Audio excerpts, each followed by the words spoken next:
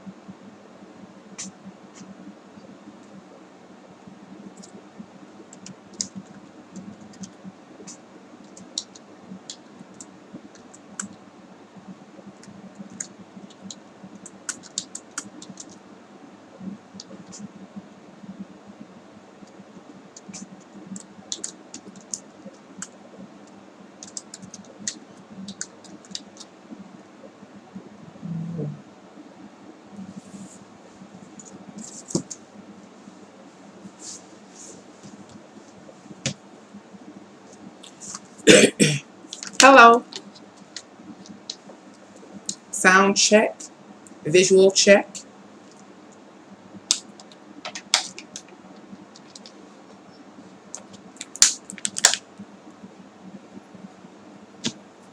Is there something else? Okay. Just welcome to Can Angels Fly Tarot. I am Nancy, and today's live stream is a discussion about the blood moon lunar eclipse. Uh-oh.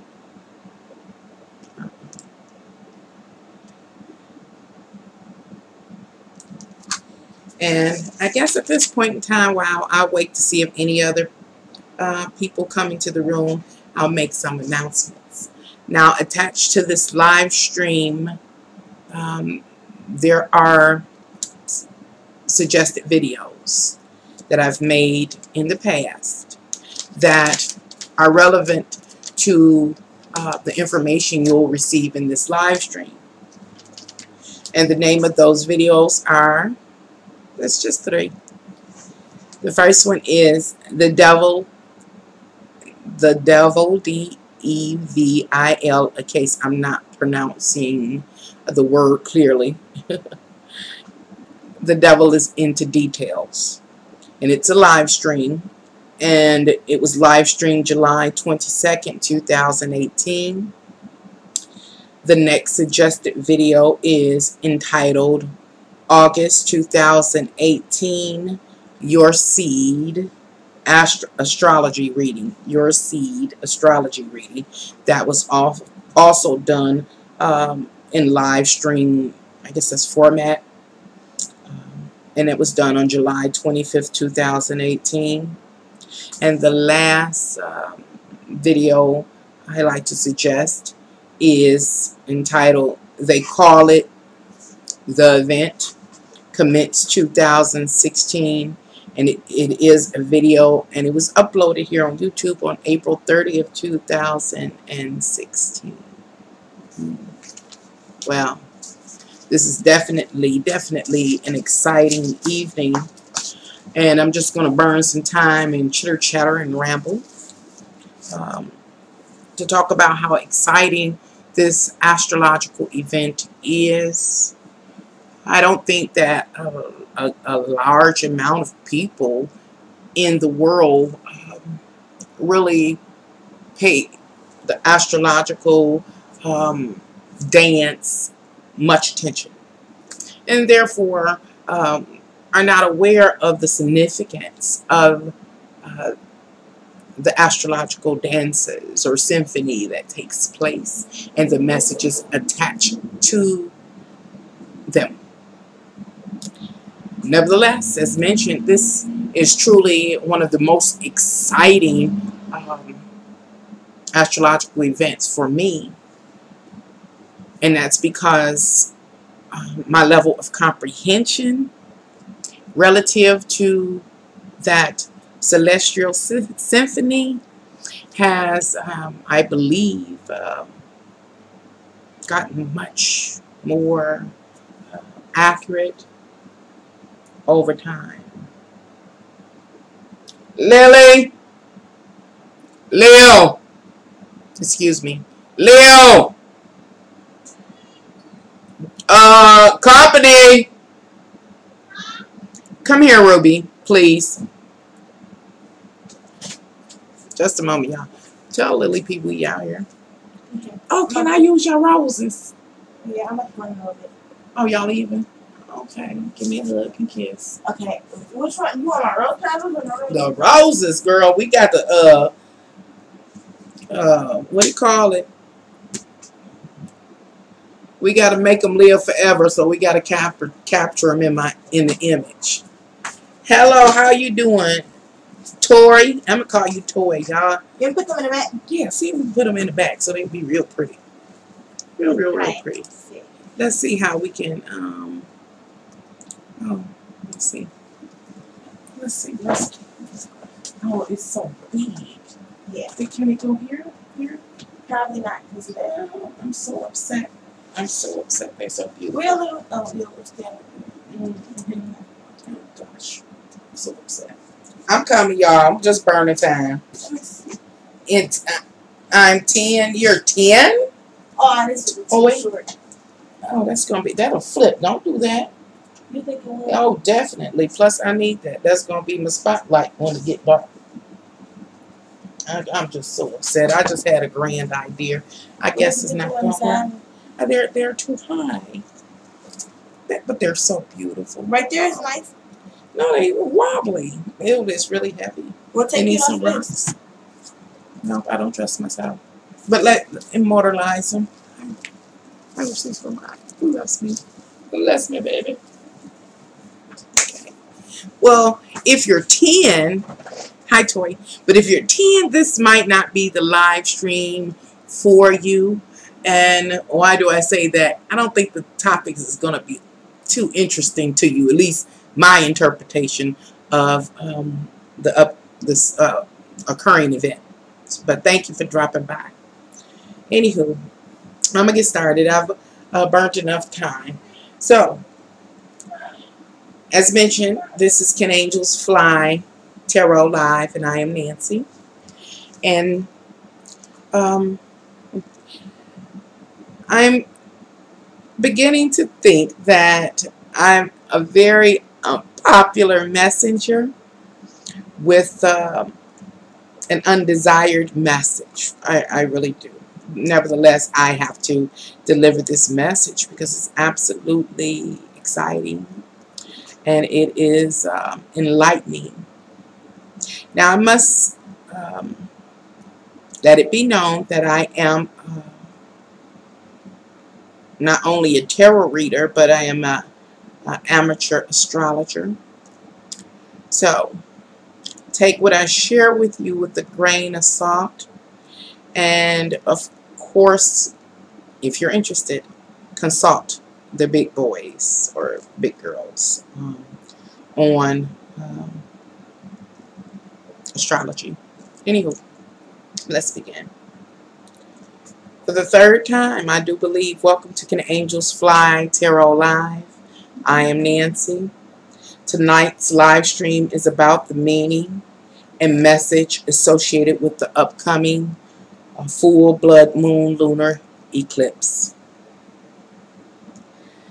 that is scheduled to occur this evening on July 27th, 2018. The truth of the matter, the eclipse has peaked in certain parts of this world and is not visible where I am in the United States, but is, I do believe, visible near Africa, over in the, what is that, the Atlantic Ocean, I do believe, over in that area. Anywho, it has been reported that this is going to be the longest. What are you looking for during my live stream? It's just, Oh, you need those. Okay. I heard though. I heard them? Yes. I am so sorry. I'm so sorry. I think this is going to be glitching. I'm just relax. The longest lunar eclipse of the century. As mentioned, this celestial event is exciting, and it is enlightening if you know what you're dealing with. So, during this live stream, we'll discuss our current status as individuals in humanity, and we will also discuss what divinity is acknowledging about us and his who divinity's response to us. All of this information is revealed in this astrological event. What astrological event am I talking about? I am talking about the full blood moon lunar eclipse that has or is or will occur today, July 27th, 2018. For the majority of this live stream, I'll simply be reading. Why? Because it makes it so much more easier for me, and I tend not to stumble over my words as frequently when I'm reading. So,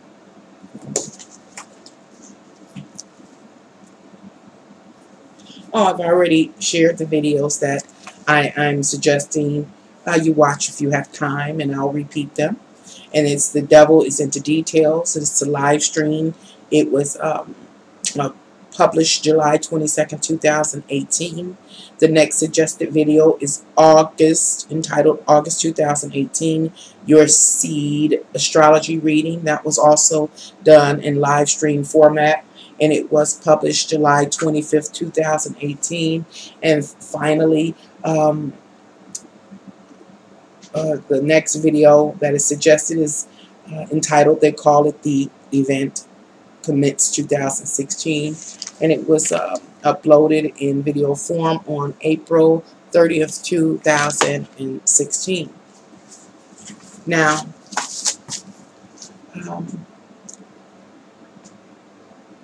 what most of you want me to do here on my channel, Can Angels Fly Tarot, is to consult the tarot cards, and you desire to hear about love being blissful, big money, reconciliations, and just overall good fortune. But to be perfectly honest, the rise and fall and the ups and downs relative to love, family, friends, business, success and failures, as well as breakups and makeups and love triangulations and commitments to love, even issues or concerns about life, death, health, etc., will all continue to will continue as divinely inspired to do so. To do what? To rise and fall. Hi, Lionheart. How are you this evening? Here talking about this blood moon, this full blood moon, full blood lunar eclipse. And what I was just acknowledging is that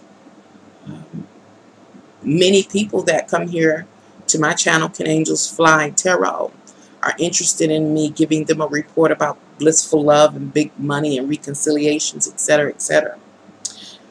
And I was just sharing that the truth of the matter is that these things will continue to come and go in our lives as divinely inspired. Great to see you too. Thank you for dropping by. And these things that I speak of, I've spoken of, are revealed in your personal natal charts, birth charts. And those details, I'm trying to read and go back and forth. Let me try again. Anywho, all of those various life experiences that make life worth living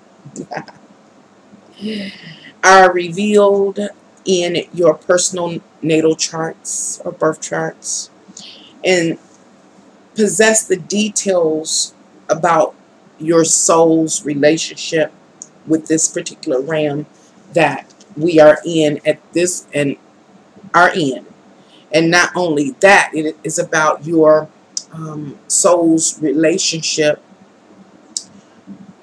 at this particular point in time in the history of humanity and in existence. What am I saying? I'm saying each of you were born at a particular time, space, and place. And in that spot in which you came out of your mom's womb into this physical realm, there was a snapshot that was taken in the sky, a record. And that record is your soul journey. That record is what we call a birth chart. I'm going somewhere with this, y'all, because I'm talking about this blood moon. And that snapshot in the sky at the time of your birth is a record. It consists of your soul's journey, not just now, but through all eternity. It also reveals your character traits, so it's the character traits you're prone to display during this time around, this life, this experience in this physical realm as you, whether those character traits are good or bad. The birth chart or the natal chart reveals that.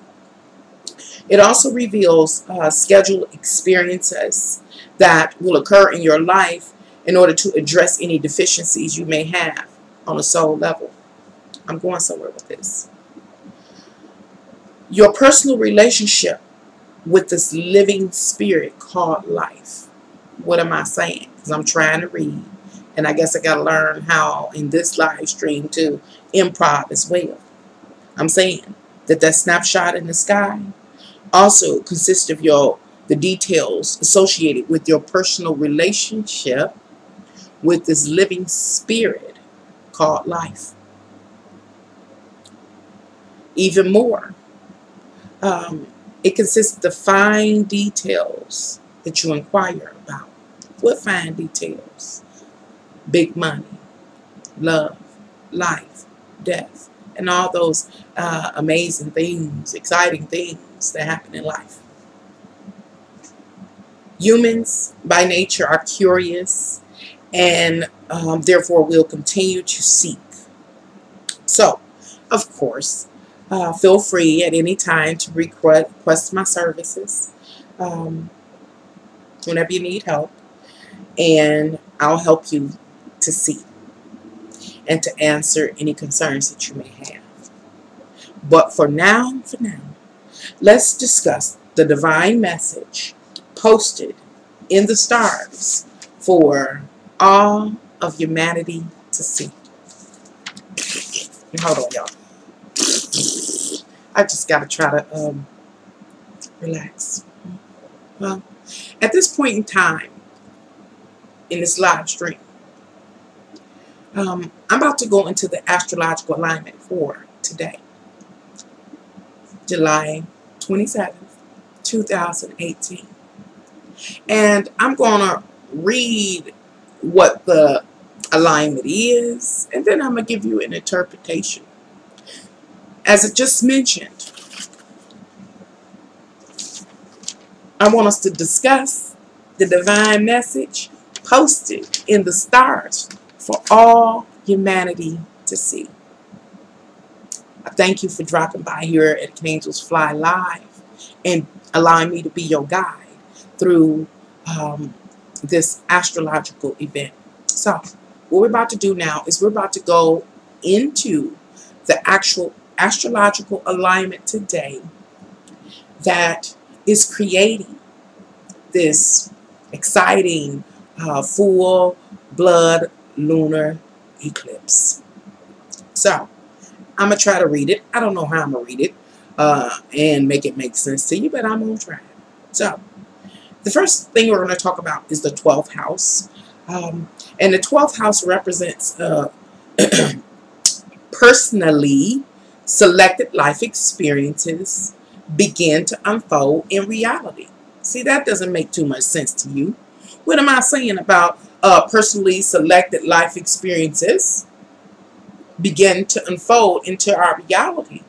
What I'm saying is that we have lived, and as a result of living, we have collectively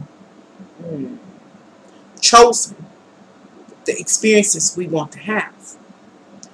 And today is a day that the reality begins to unfold. Aquarius represents the large social network, which is humanity overall. It also represents special interest groups, clubs, organizations, institutions. It even represents social media connections. Now, what I'm going to do right now is I'm going to finish moving forth as I've started for this alignment.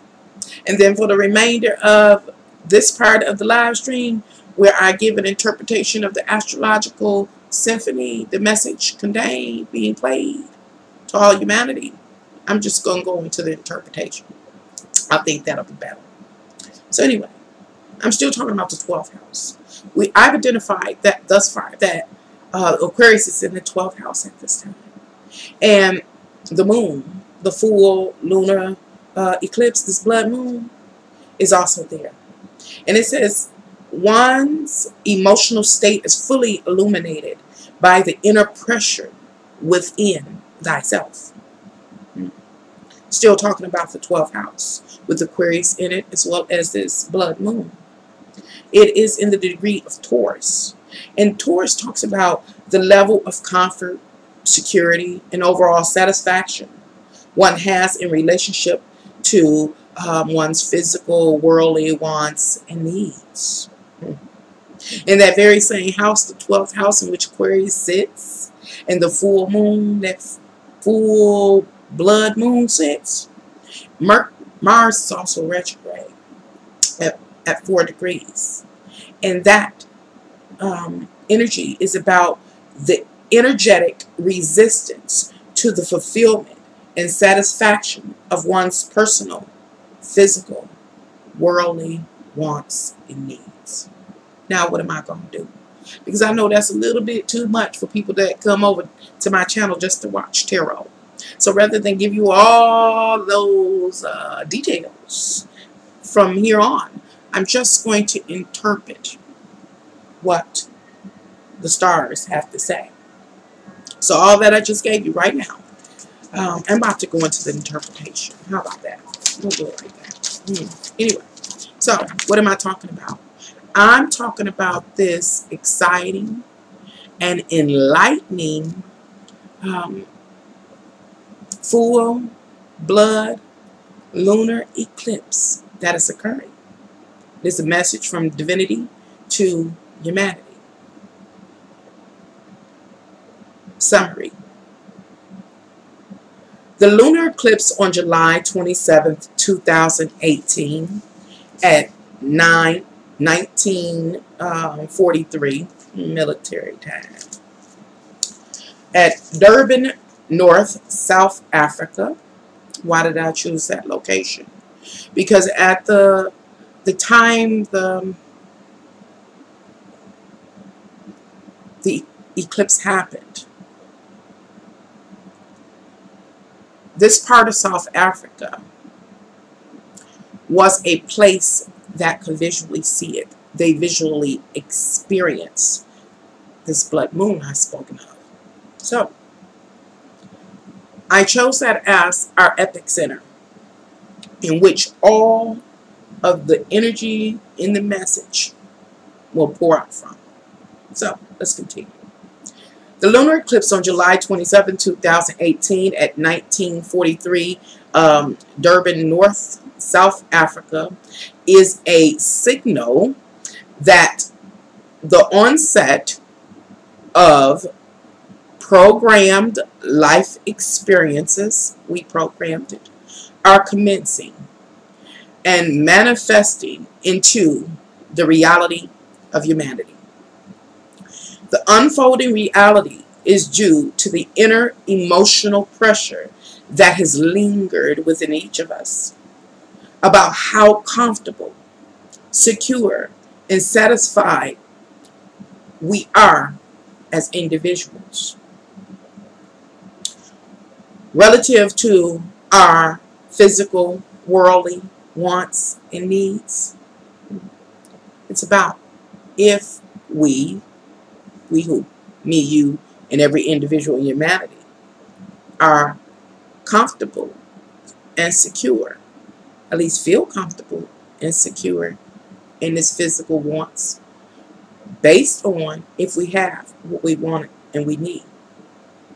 So, what am I saying? I will read it once again.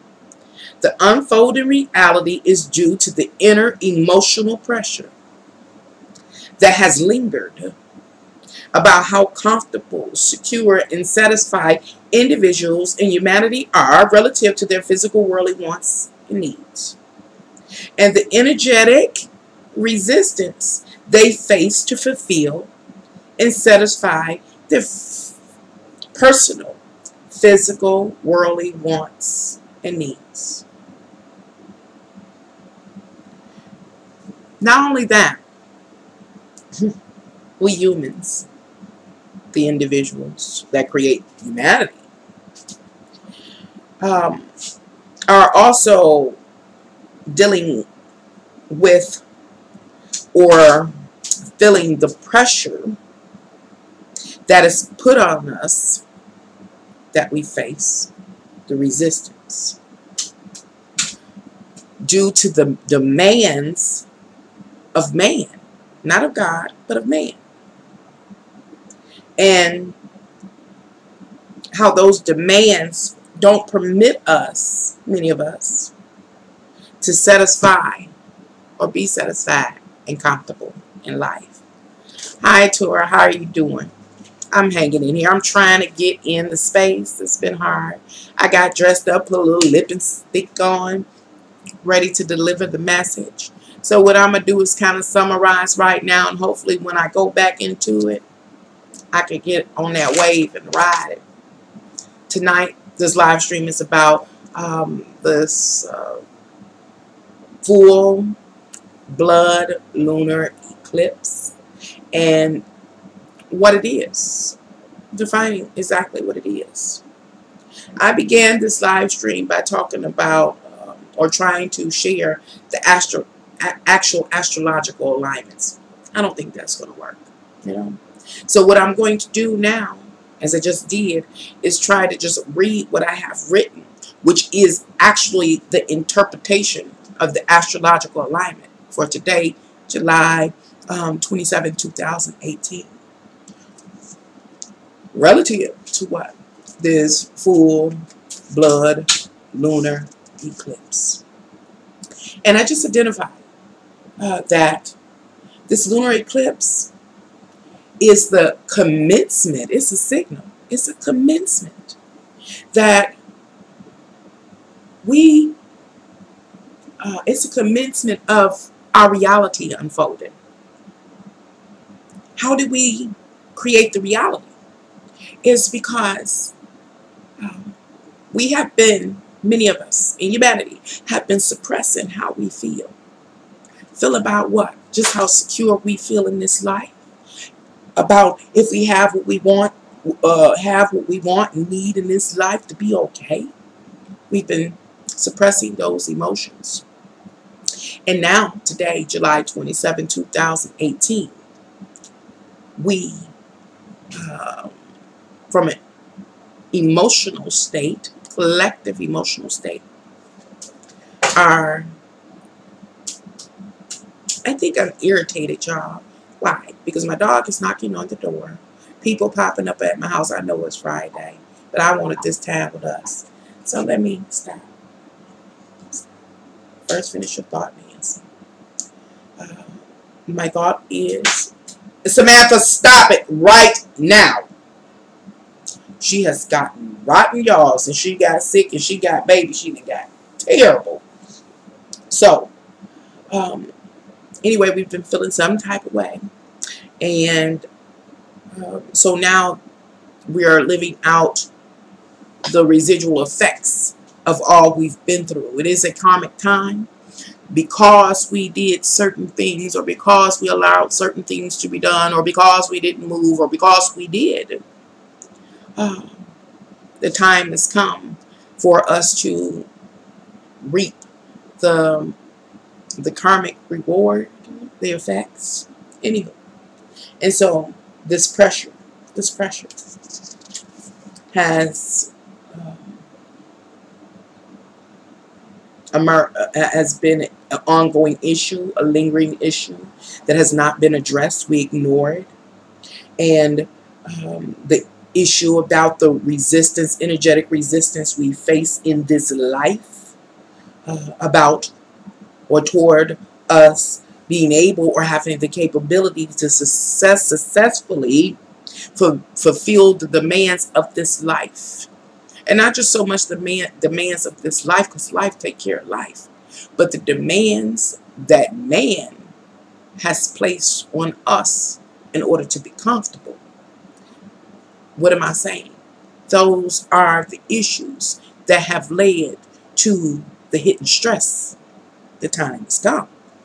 So I'm going to move forward after I read the chat. Try to get on that wave so I can surf. Let's see. Glad to hear you're doing okay. You look beautiful in a red. Thank you. It suits you. These eclipse energies are killing me. LOL. Well, if you stick around, ride the wave with me, I'm explain why you feel like it's killing you. Really. And you're not alone. You are not alone. In another live stream, I talked about how a lot of people are keeping up fronts like it's okay. And it's really not. And that's the issue. That's what this lunar eclipse is about. It's not okay. It has not been okay in decades. And now we are creating our reality due to those lingering emotional feelings about not being secure, about having to work so hard, to do so hard, to be so much in order to try to be okay in this life.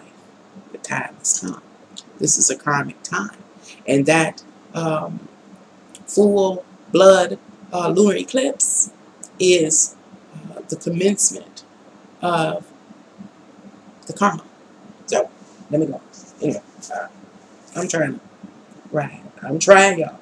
So, I said I'm not going to go through and read all the interpretations. Why is there a page missing? Ah, there it is. Ooh. Okay, that makes sense. Okay. So we talked about that. Let me see. Let me go ahead and read the next thing and see. Okay, this is the next summary of the astrological energy that is present in the sky today, July 27, 2018. It explains the meaning of this full blood lunar moon eclipse. Full blood lunar eclipse. Now, we just talked about one side of a coin, one side of a coin. And the one side of this particular coin we're talking about is that we have been working hard, loving hard. We've been doing all we can in order to be comfortable and secure in this world, in this life. We constantly move to meet the demands of man in order to what? Be comfortable. Anyway, it's been this undertone fear, and we've suppressed the fear, and it's lingered for so long. The time is here now. Now, on the other side of the coin, the other side of that same coin, the eclipse, is the other side of this astrological coin is the execution of meeting the day-to-day demands in life and those of man in an attempt to make life easier and to leave open the ability to move on any opportunity for continuous growth. I'm going to read that again, try to make it make sense, and move forward quicker. The other side of the astrological coin is the execution of meeting the day-to-day demands in life and those of man in an attempt to make life easier and to leave open the ability to move on any opportunity for continuous growth. These works are done in order to support and uphold the self, including but not limited to supporting the ego, having the opportunity to live out one's heart's desires, to express oneself, and or to gain power and fame. This desire, what desire am I talking about? What is the other side of this astrological coin I'm speaking of? It's about how we go about it day after day in order to just try to live out our heart's desires, to meet those demands, and to be able to move forward successfully and be comfortable in life. Well, those desires exist because what? The ego and or the soul is suffering. Why argue and want? Why do you need? Why are you in fear? What am I talking about? I'm talking about the meaning of this full blood lunar eclipse.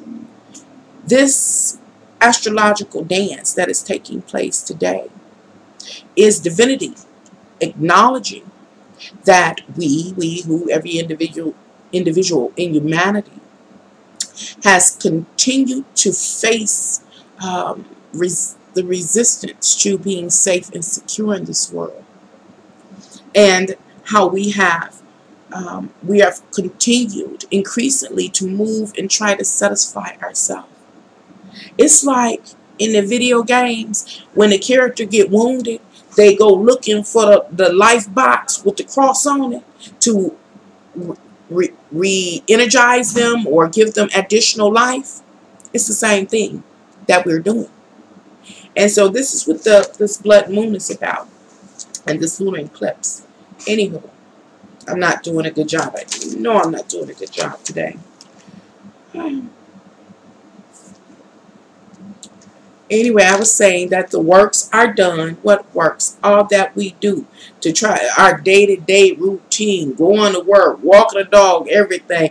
All we're trying to do is satisfy ourselves, make life easier, and keep our lives basically clean free or drama free enough to be able to jump on an opportunity whenever it comes that can help us grow, help us be able to express ourselves. What is it? I ask you, what is it that you feel like you need to do right now in order to be okay in this life, to feel like life is worth living? What have you wanted to do? See, that's what this energy is talking about. The energies are whacked today. Yep. January, the purge is at the end of the months. The purge, honey, the purge. I don't know. We're gonna ground ourselves, but I'm gonna get done. Let me move forward, y'all, because I'm trying to jump the waves, but I'm not catching them. Hopefully, I will. So we want to express ourselves. We want the freedom to express ourselves and not constantly being worried about how we gonna pay the bills, how we gonna work our way through whatever romantic. We tired of that. We tired of what the standing structure has offered us, and we don't have that. We don't have the security that we're gonna be okay. That's what this event is about. It's acknowledging Thank you. Hi, Angel. How you doing? I am talking about this full, what is it, full blood lunar eclipse. If I can jump away, I keep missing. Anyway, and so I'm reading the summary of the current astrological energies that are taking place that is creating our current astrological event. So I go on. This desire exists because the ego and or the soul is suffering due to a lack of satisfaction and security in relationship to one's physical worldly wants and needs. The state of desperation compels the individual to desire to commune with familiar people in familiar places to gain preliminary intel that can be used to assist the individual in reaching that desired goal. You know, that lifeline. What's the lifeline I'm talking about? I'm talking about having the freedom and the liberty to express yourself in the way that you desire. And not have to suffer or face the resistance that exists in this realm. By what? The demands that have been set forth upon each of us by another man or by another human, etc., etc. Anywho, moreover, an individual will return to, review, or possibly reassert thoughts, ideas, plans, and communications that will assist in establishing a working plan that ensures the accomplishment of the overall goal. You know, that lifeline, the ability to express yourself. I ask you, because this is so individualized. What is it that you feel like you need to do to straighten out the drama of your life, to make life worth living? If it was just that one thing, you know. Some of us say if we just had enough money. Some of us say if we could just get out of that relationship, whatever the case may be. It depends on who you are and what you have going on. Hi, Mermaid. How you doing tonight? Hi, Pam. I'm talking about this astrological event. You know, the full blood lunar eclipse that is occurring. I'm talking about the message that it holds. Stuff's popping all up on my board.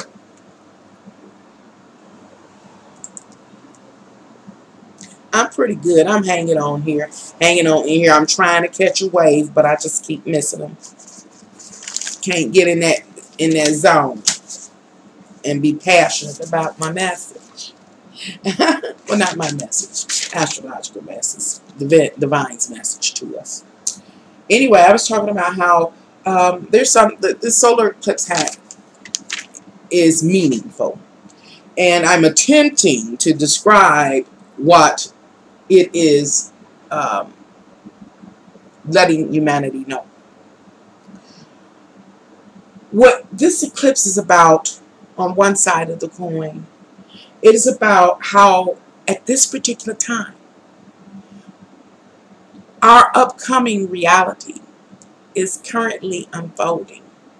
We all collectively contributed to what we will experience from here on out. We always have. But it's something very, very, what do I say? It's something specific to this point in time in existence that will occur because of who we are and what we do and how we do it and how we relate. So this eclipse just lets us know, it's an announcement, it's the commencement that we've begun to create that reality. And it also acknowledges that many of us in humanity have been suppressing our emotional concerns, or our concerns that are emotional about being secure in this life, knowing it's going to be okay, knowing that all your wants and needs going to be met in this life. That worry, that fear has been a continued, lingering emotional fear. And another thing that's been lingering, unspoken for the most part, is that many of us in humanity, are aware that there's some type of energetic resistance to us easily and successfully making sure that all our physical worldly wants and needs are met. So what am I saying? Underneath in us all, it's been this space fear. And so when I just read the last interpretation of the astrological energies, I was talking about that one thing, possibly that one thing that you've been needing, that you have been breaking your back to try to bring into existence, to make sure you catch your breath. That lifeline. And how for many of us, that lifeline just has not been coming. Nope, not at all.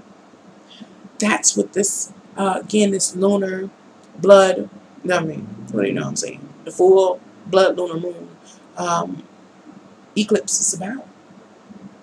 And how all we need, all we feel like we need is that one thing. That one thing. Let me move on because I'm just trying to get on this wave. Let me read live, and I'm going to take a breath, and I'm going to take a drink of water, and I'm going to see if I can jump the next wave. When I say wave, y'all know I say come ride the wave with me. I really be on the wave, y'all. When I get going, y'all hear me preaching, I'll be like, I be on the wave. So, yes, this energy has been heavy. It is. And you'll understand why after, if I can make it through this successfully and start repeating myself. It has been a strange energy last few days. Oh, get ready, mermaid. Get ready. Get ready. All y'all, get ready. We're going to talk about that. I got to make this statement. Because when I was, right before I started, I was like, I said, ooh, my reputation here on YouTube gonna be something else. I might end up being known as the unpopular messenger with an undesired message. So what am I saying? Put your seatbelt on, y'all. And we're gonna keep on moving forward. And I'm still talking about the same astrological alignment here.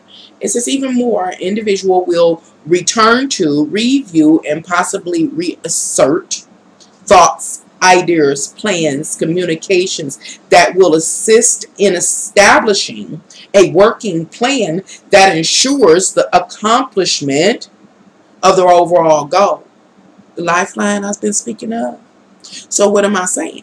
Many of us are going back to that thing over and over again. I need a couple of dollars. Like my go-to is I play the lottery every day. I need this financial breakthrough. So I keep going to play the lottery every day, and every day I lose. And the astrological energy just lets me know that I am prone, due to my human condition and my ego, to keep going back over and over and over again to play the lottery in order to try to offset any financial challenges that I have. And why is this? Because the reality is, possibly the unspoken reality is, that I personally have not felt secure in this life. I'm not sure about tomorrow. And so that's what we're dealing with. I hope I made that make some sense. Yes, we need to strap down. Yes, you do. Yes, you do. And so I'm going to go on. However, I say, let me see how I can do this, because However, there is an issue that exists. The issue is that the large social network, remember early on I defined the large social network. I gave some examples of what the large social network is. And examples of the large social network is humanity,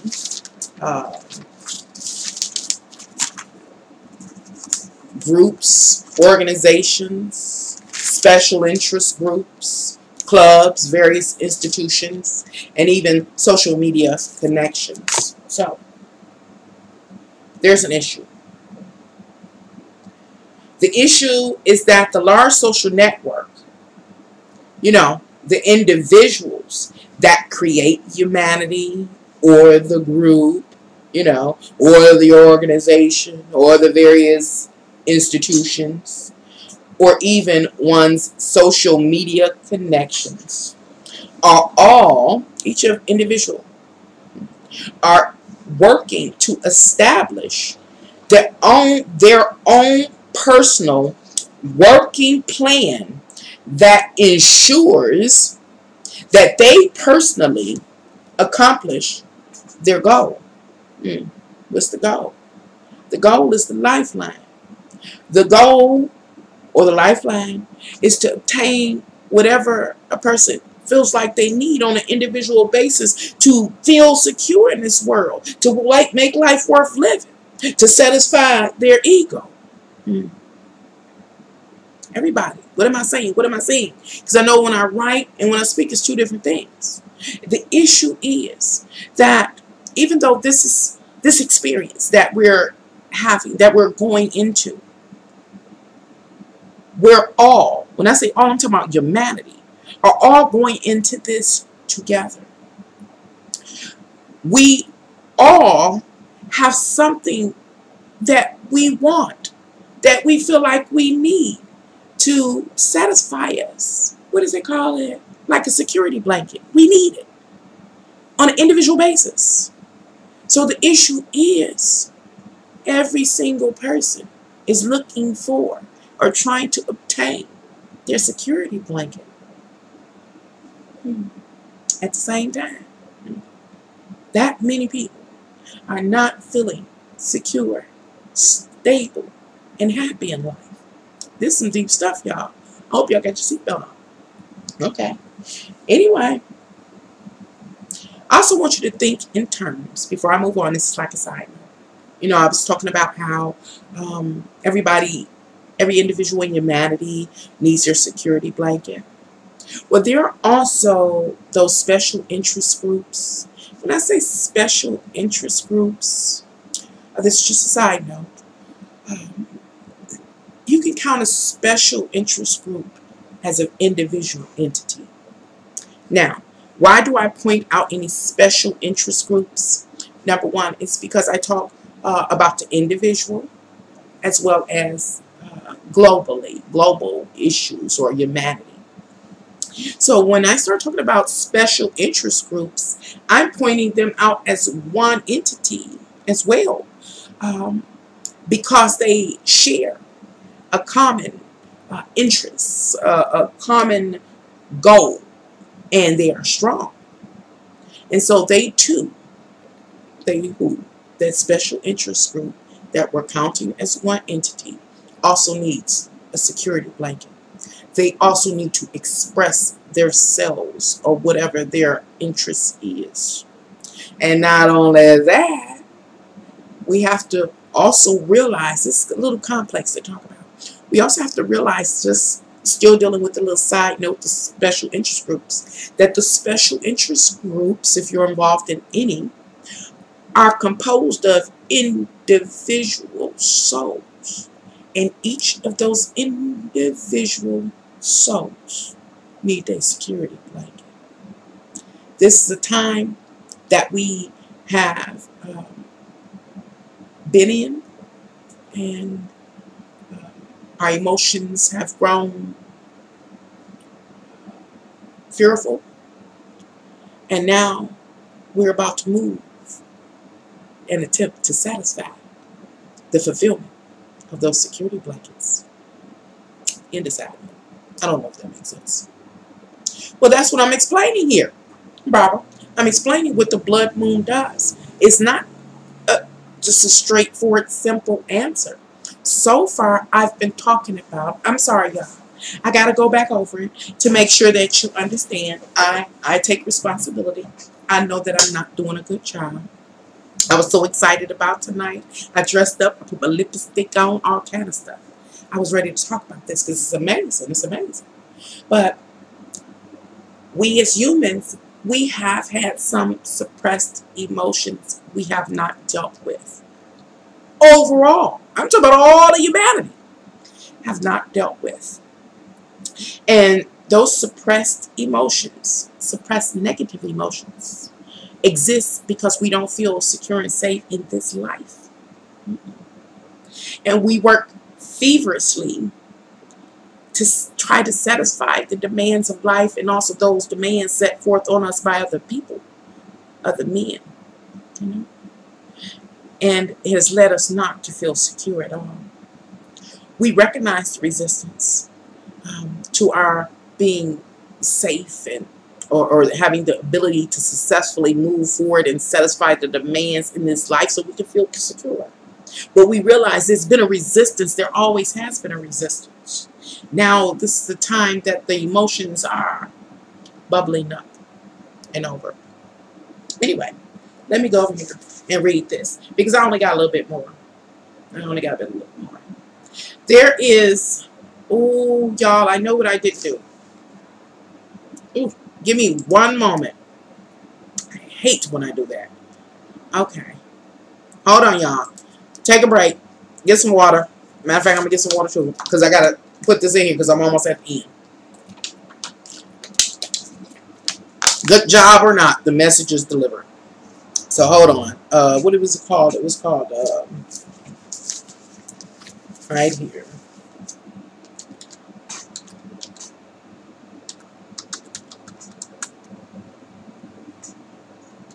That's wrong.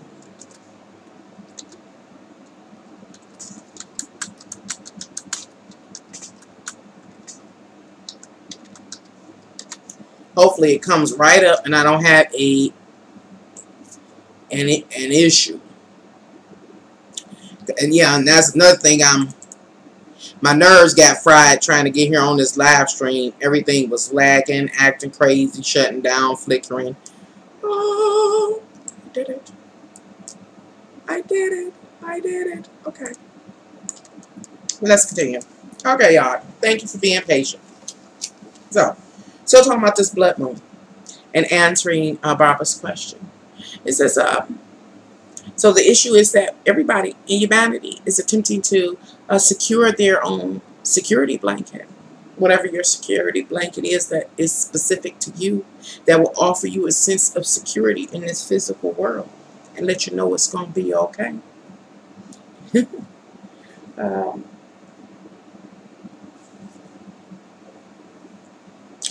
Let's see. Let's see what I have written here. I stopped, and so I threw myself off.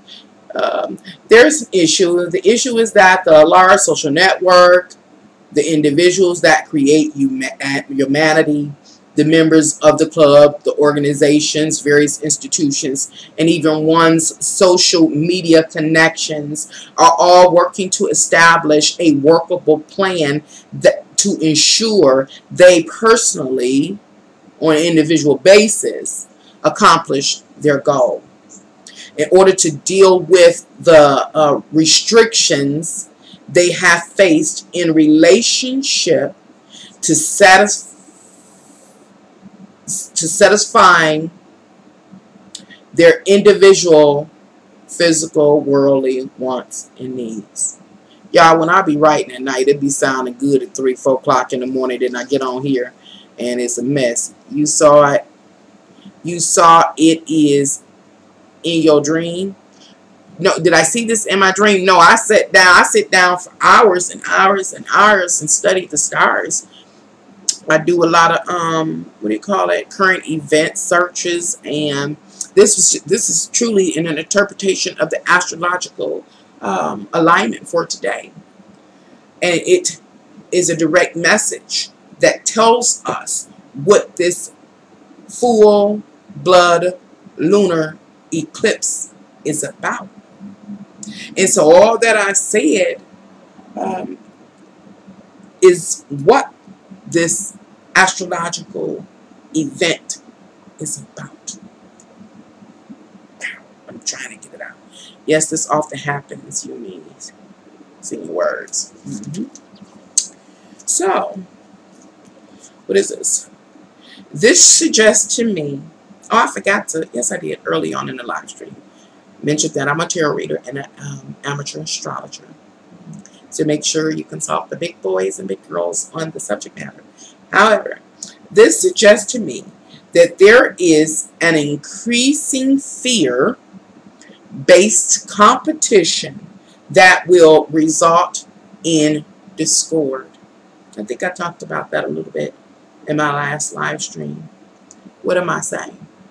If the majority of people in humanity don't feel secure and safe in this life and haven't had the freedom to basically enjoy their life, they're busy every day just working, trying to keep themselves, at least make themselves feel like they're going to be okay, then it seems that with the current astrological energy, that lets us know that our reality, the new reality, is beginning to unfold. Is that there will be an increasing fear, and through that increased fear amongst people in humanity, there will be also increased competition that will result in discord. Oh no, you dreamed of it. Oh, I see, I understand. I understand. Yeah, man. Stop it, Samantha. And oh, see, yeah, I started doing all kinds of stuff. Okay. The next astrological energy relative to this event, astrological event that I am speaking of, is that after a life of experiences, and speaking to us as individuals, after a life of experiences, situations, and circumstances, your views about life, yourself, as well as others have developed. What am I talking about? I'm talking about beliefs, views, philosophies, ideologies, etc., have developed as a result of whatever your life experiences have been as an individual. And now the only philosophical views and beliefs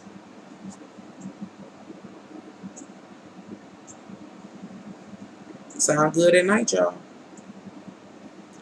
Our doggy hopes she's happy. She got rotten, y'all. When she went through that sickness, I mean, she's still a little sick, but she's so much better. She's so much stronger, and she got treated like a real life patient.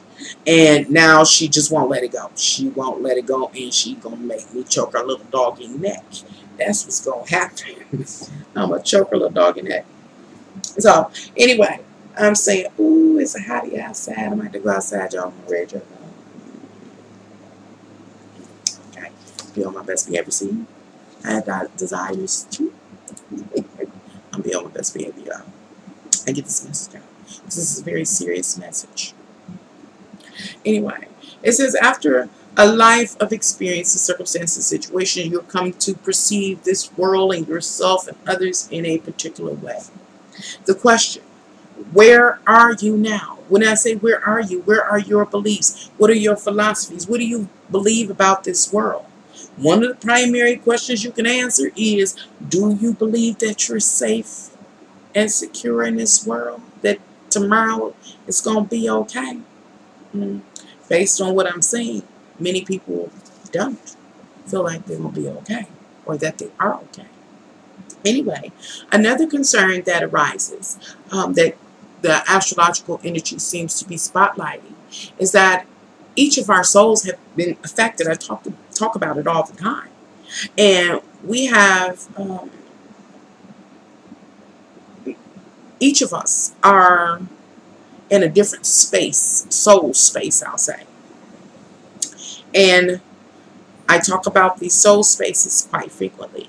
That a person can be under the Scorpion energy, 8th house, Scorpion energy, where they are an antagonist, attacking people, pushing buttons and being cruel, those kind of things. Or a person can also be on the other end of the stinger and have been stung by another and be hurt or devastated or let down or abused or victim, whatever the case may be.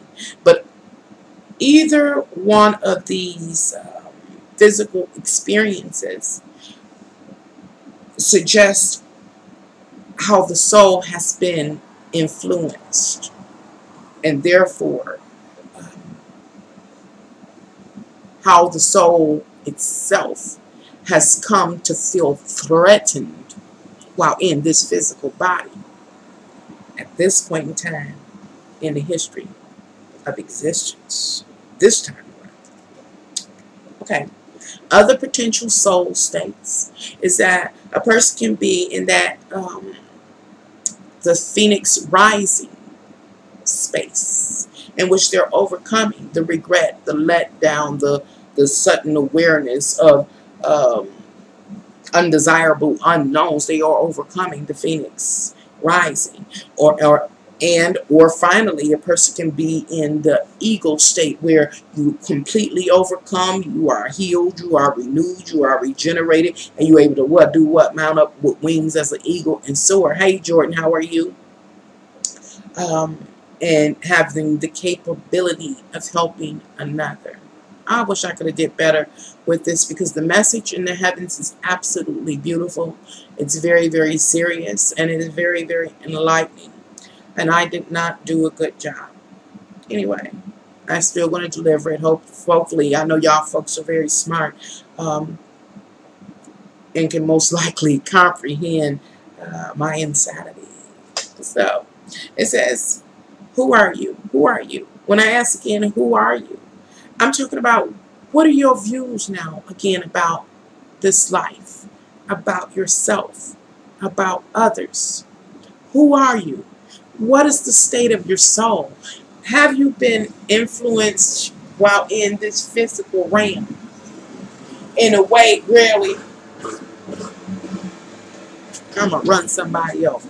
Who was that outside making all that noise? My little brother, of course. Tell him, who was that? He trying to with the black grass, but okay. Tell him go down the That's block. Renita.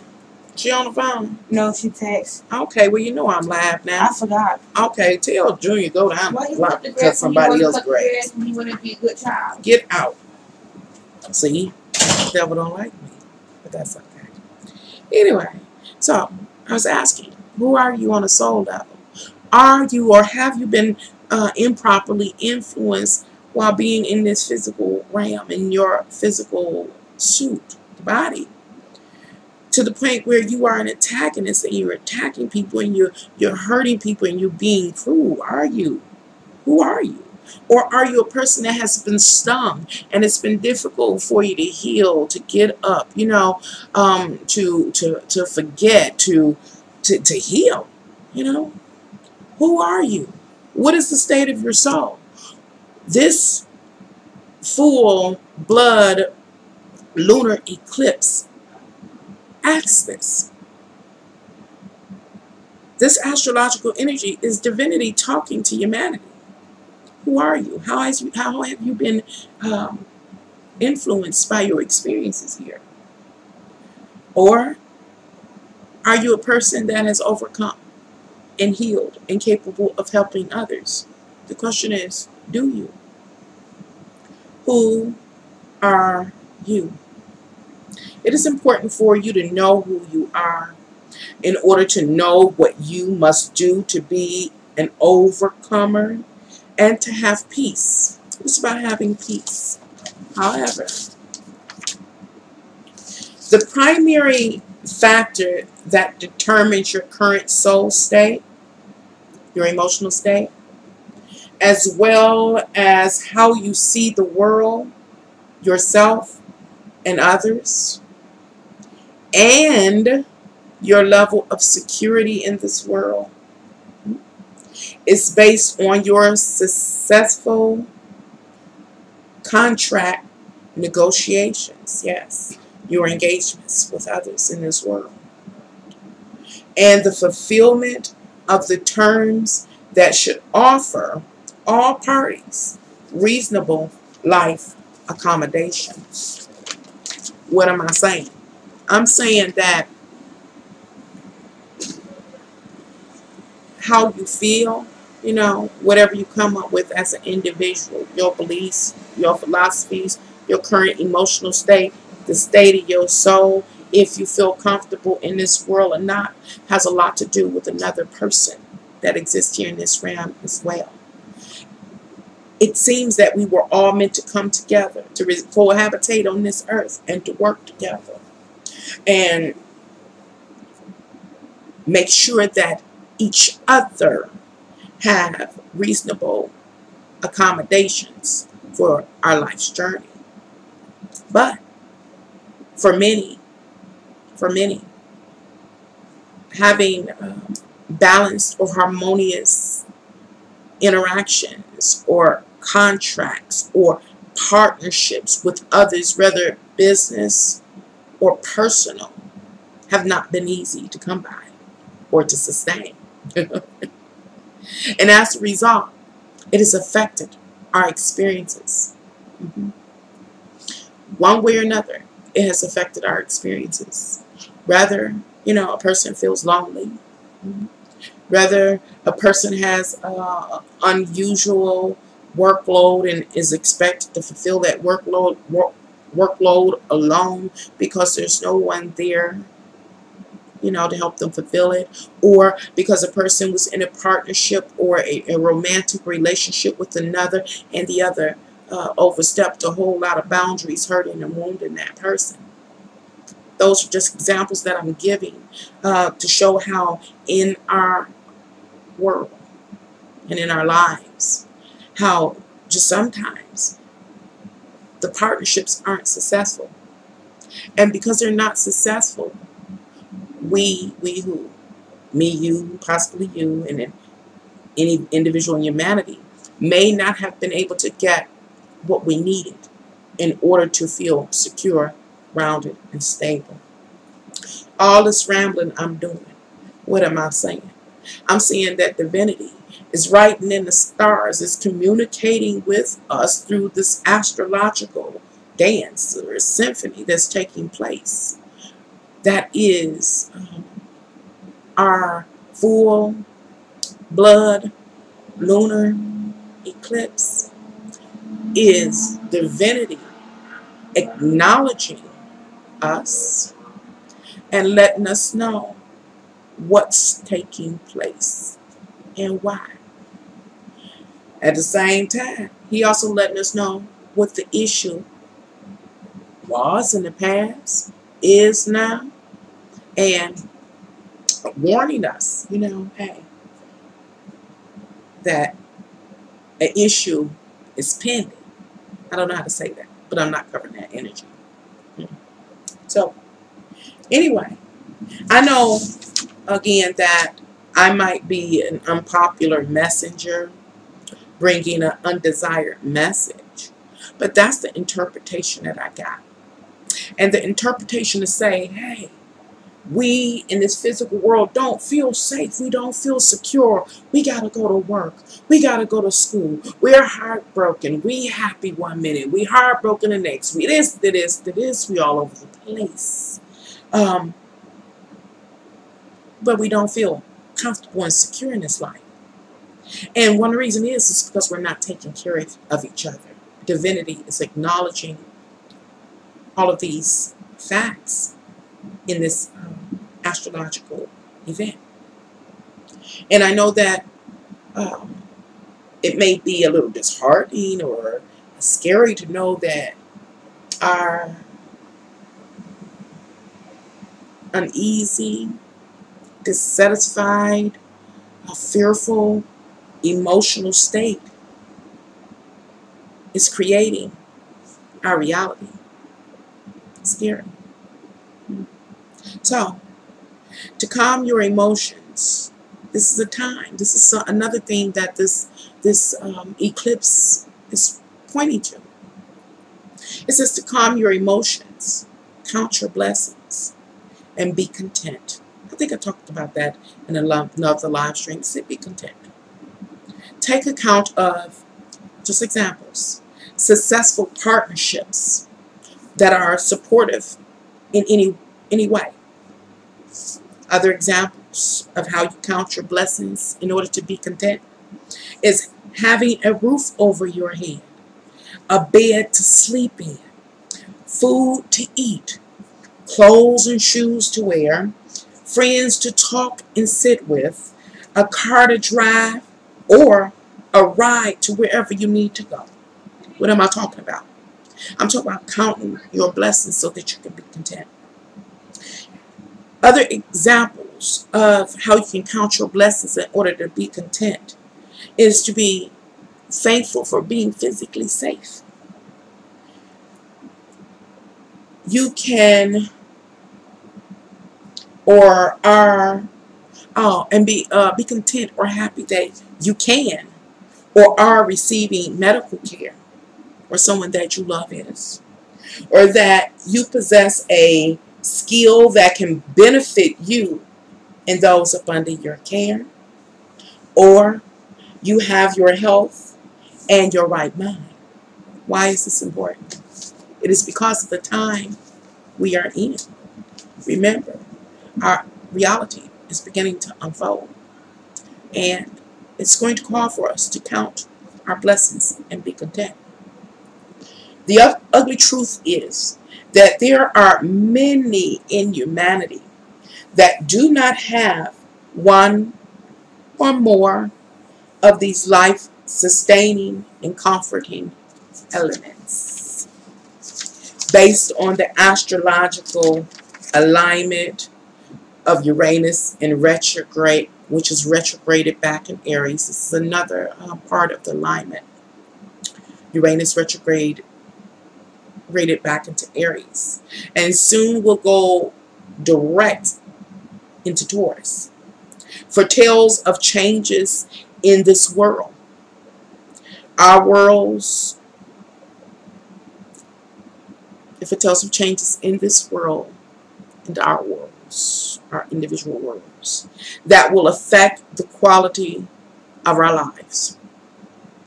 With that in mind, I like to share the analogy of the long spoons. So, right here, y'all, thank y'all for hanging in there.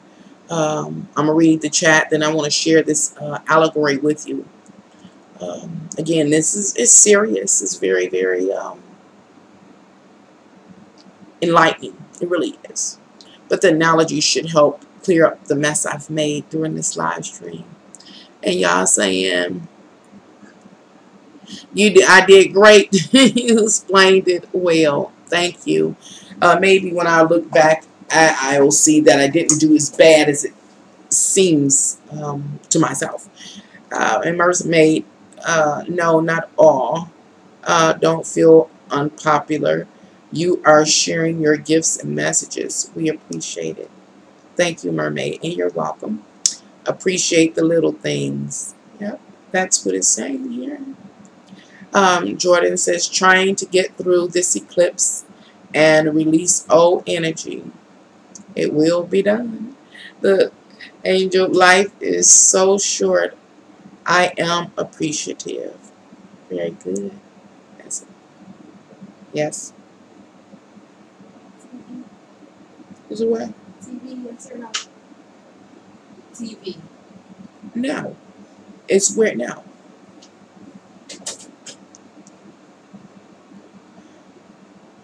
Okay. Let me read this allegory. And it's a wonderful allegory that explains what this full blood lunar eclipse is letting us know what is commencing. I can't even think straight. I've been disrupted so many times, disturbed. So I'm going to read this allegory. And this allegory I found at Wikipedia. You know, Wikipedia.com. What is it? .org. It's an org. I didn't know that. Okay. And it's called, if you want to look it up, Allegory of the Long Spoons. I shared this in another live stream. And this time I looked it up because it's highly significant. You can actually look at this allegory. The context of this allegory is an example is where we are as humanity. So the allegory of the long spoons is a parable that shows the difference between heaven and hell by means of people forced to eat with long spoons. It is attributed to Rabbi Ham of Rome Shihak, as well as other sources. In hell, the people are unable to lift food to their mouths using such unwielding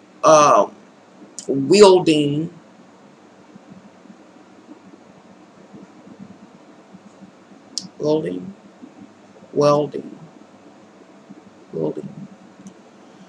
In hell, the people are unable to lift food to their mouths using such unwielding cutlery,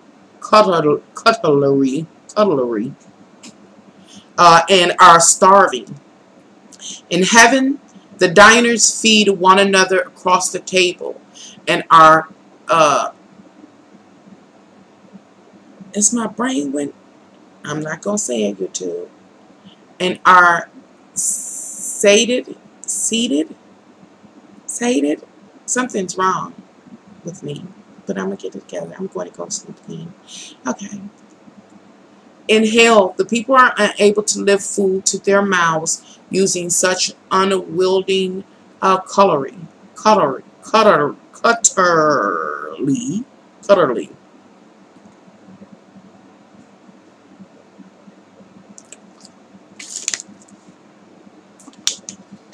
You wouldn't believe I went to college.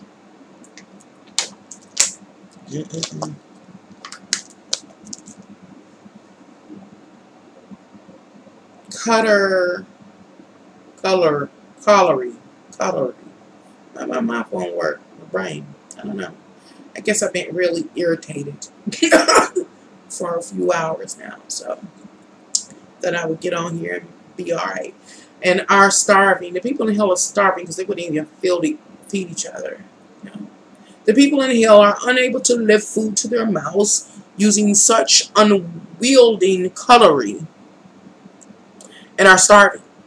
In heaven, the diners feed one another across the table and are sated. The story can encourage people to be kind to each other. There are various interpretations of the fable, including its use in sermons and in advice to lonely people. This lonely thing keeps coming up. I want to read the interpretation of the allegory of the long spoons. Hopefully. The story suggests that people have the opportunity to use what they are given, the long spoons in this allegory, to help nourish each other.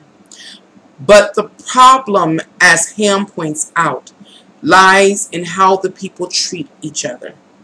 Given the same level playing field, one group of people who treat each other well will create a pleasant environment, whereas another group of people, given exactly the same tools to work with, can create unpleasant conditions simply by how they treat each other.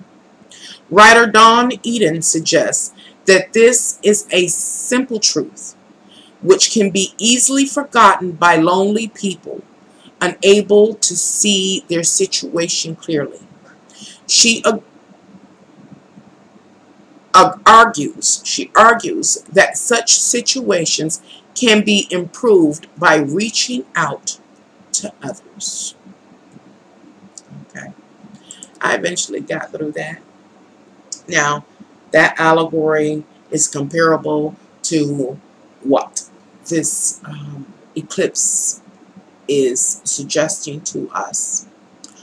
This lunar eclipse reveals to us our egotistical and narcissistic and desperate nature. This lunar eclipse lets us know that, or suggests to us, that a time is coming. The reality is unfolding that we all collectively contributed to, that will challenge us in the ability to satisfy our physical worldly wants and needs. And why is that? Because for so long, for too long, we have maintained an inactive position to dealing with not being satisfied for so long, And then when we did move, when we have moved, we've moved on frivolous, mundane, ego-sustaining interest. So this is where we are headed. Anyway,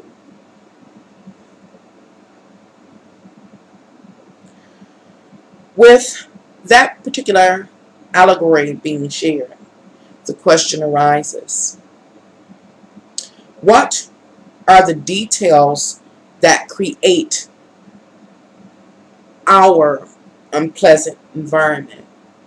Whose unpleasant environment? Ours on an individual basis. What unpleasant environment? Not being happy nor secure in this life, yet pursuing mundane, ego-sustaining interests. That unpleasant environment. Not only ours as on an individual basis, but also the unpleasant environment that exists, that humanity exists within.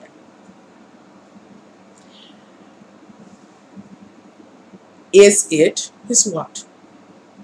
The detail that creates our unpleasant environment, our desires to indulge with or in various stimulating vices, and then the loss of such pacifications? Or is it the unauthorized demands from one human upon another? Or is it fear due to not knowing that one will be okay tomorrow? Or is it the competition and the need to win, or to be powerful, or to be seen, or to be famous? What is creating our unpleasant environment? Even more, is it how some of us and our egos, expression is cruel and offensive and even narcissistic? Or is it that some have the sense of entitlement and so much more? Who are we is the question. Who are we individually? Whatever the answer is, the majority rules and determines the details of humanity's future. Summary of this live stream lets us know that we have, I have been disturbed so many times. Okay, well, I love you. Okay, I appreciate you. See you when I see you. I love you. Don't forget you live here. Okay. Yeah, I've been disturbed quite a few times. Let me go over to this live stream real quick, see what y'all talking about, and then summarize this. And then after that, if you have any burning questions, I will answer it with a one card answer.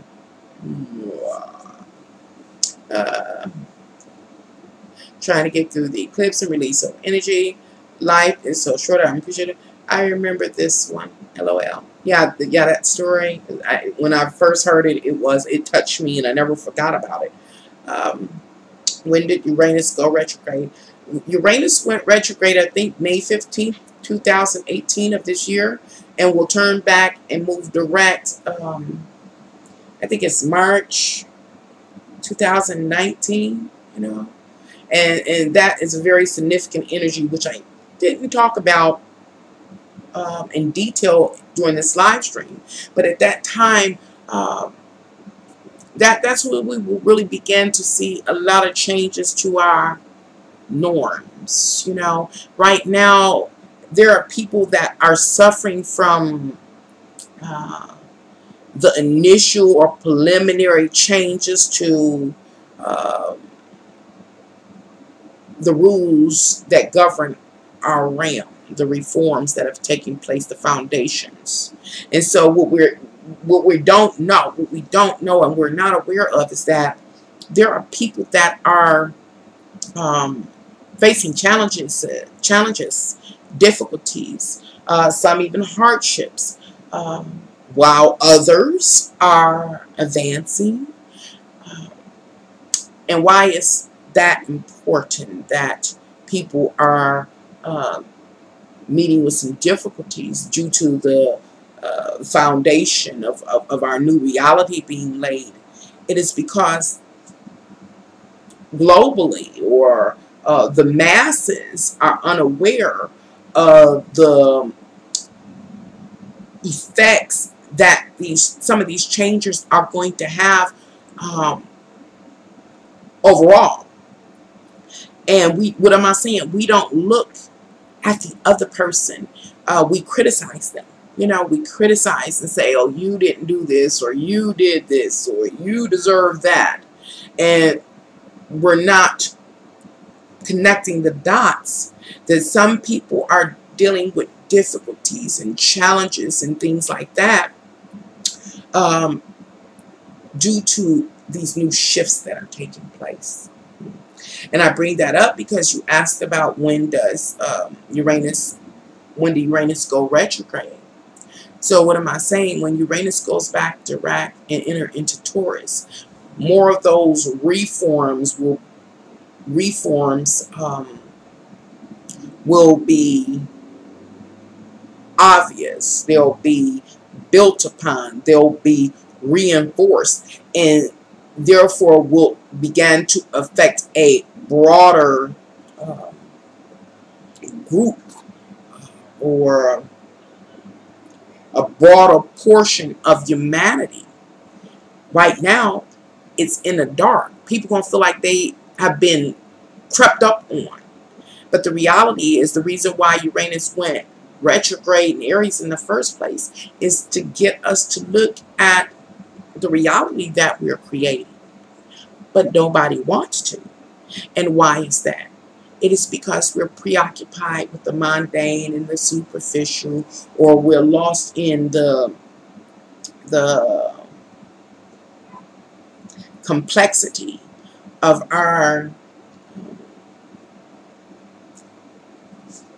world, the constructs that create our world, our reality, our matrix. Is overwhelming. And that's what I try to do here on this channel. And sometimes it does lead me myself to get confused because it's so much. And the way my mind works, if I'm riding that wave, I'm able to see it in my mind's eye. All the different parts and components, they're their own entity. But I'm sure that a lot of people can't do that. And so,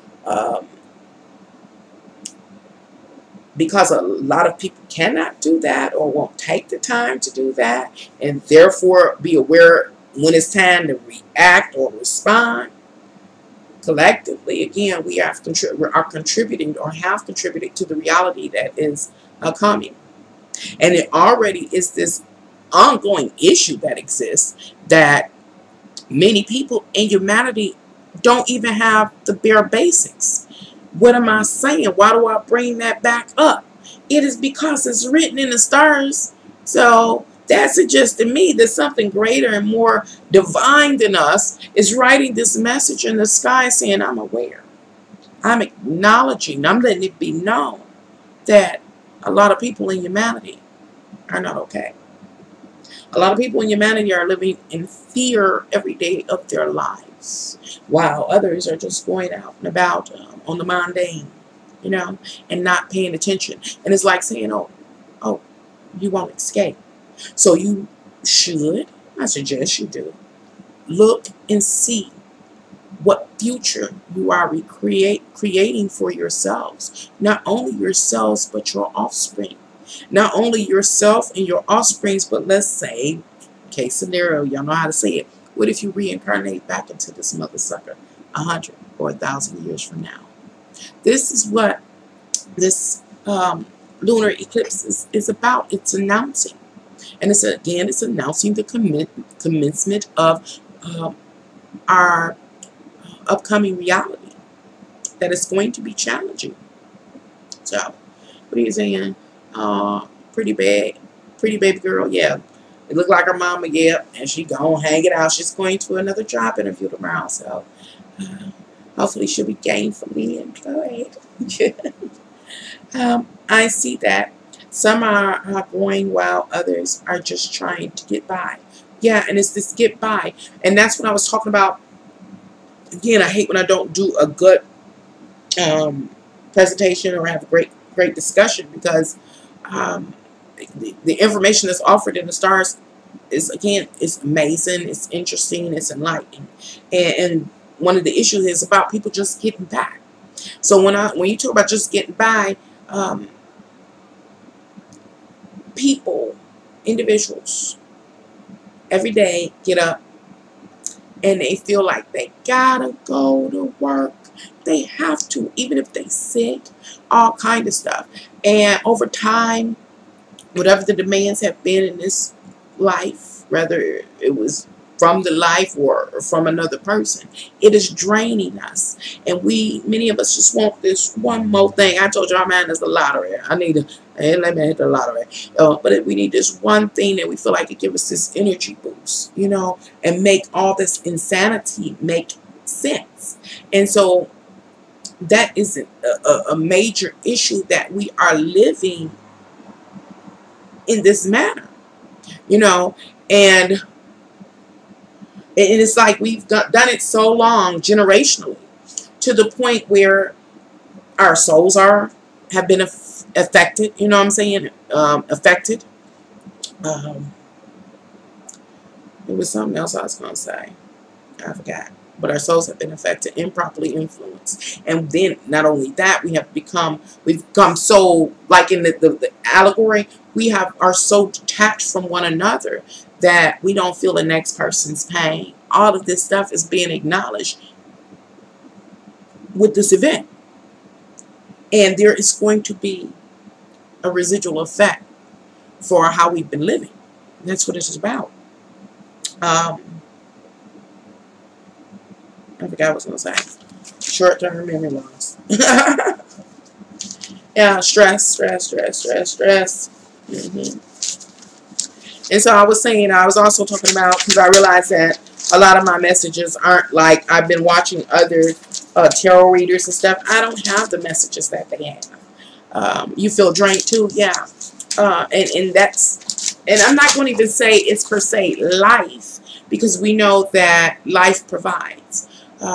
Divine provides. Put us in a self-contained ecosystem. Y'all hear me talk about that.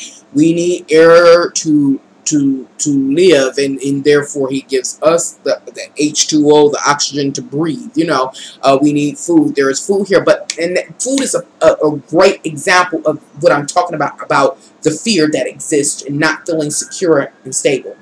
Food and water is a requirement for this life, as is air. Life has provided it all.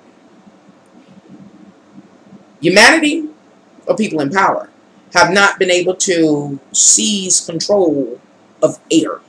Air is free range. Therefore, they just can't directly obstruct our breathing. Yes, there's pollution, all that kind of stuff, but air is free range. So, the food and the water, divinity provided that as well. But man was able to pick it up. If man can pick it up and harness it, they take it.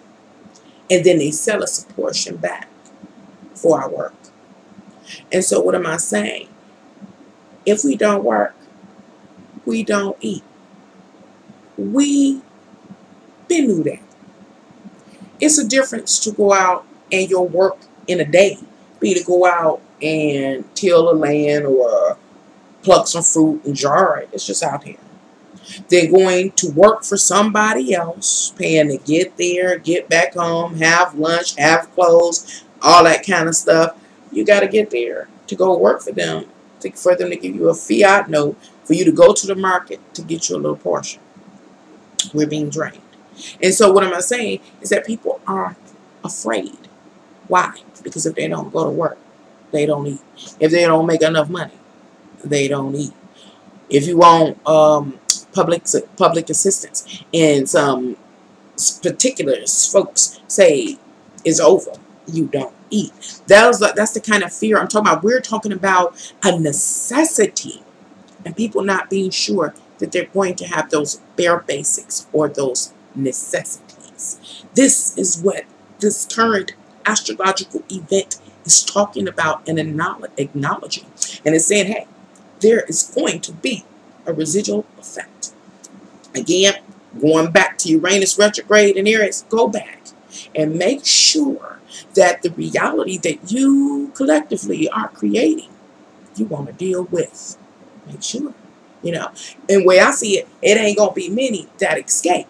So it makes sense to me right now why people are digging underground bunkers and hills and different areas, trying to carve out different oases, because they're going to try to move on out of this, especially the congested places. Have you ever? Oh, let me stop because I'm getting to preaching.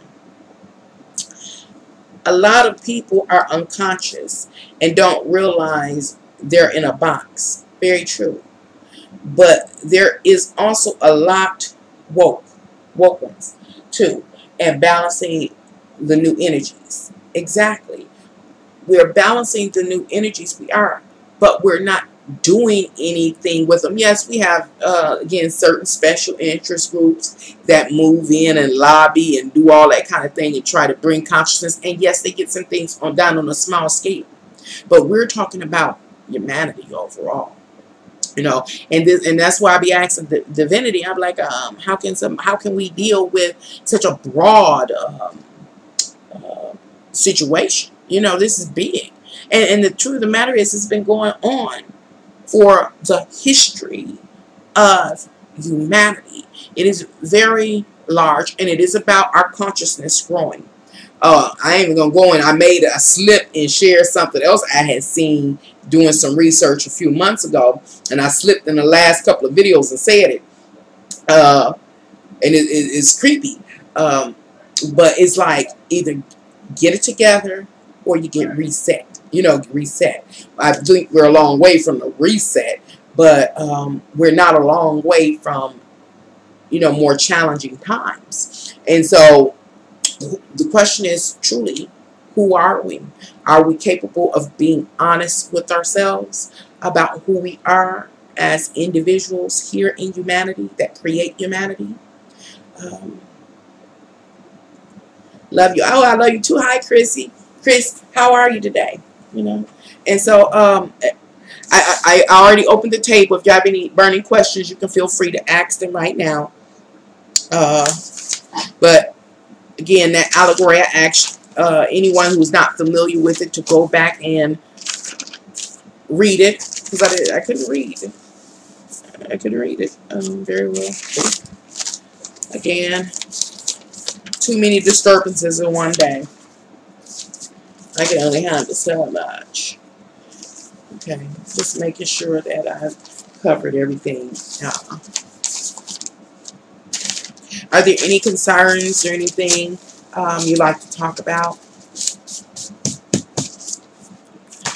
And so it was one other thing I want to talk about, and it's about moving into the new paradigm which is the new rules and regulations that govern this realm. I want to give you one example of what I mean by new rules and regulations. Um, we're going to compare, like when Adam and Eve were here, they didn't know about different metals and minerals and how you can mix them and make something happen, right? So we have advanced the technology since their time, and so now we know how to mix certain minerals and stuff like that and create a third element or substance that we can use in order to manipulate this world. What am I saying about the new rules and regulations that are going to govern this new paradigm? Well, we got a lot of information. Those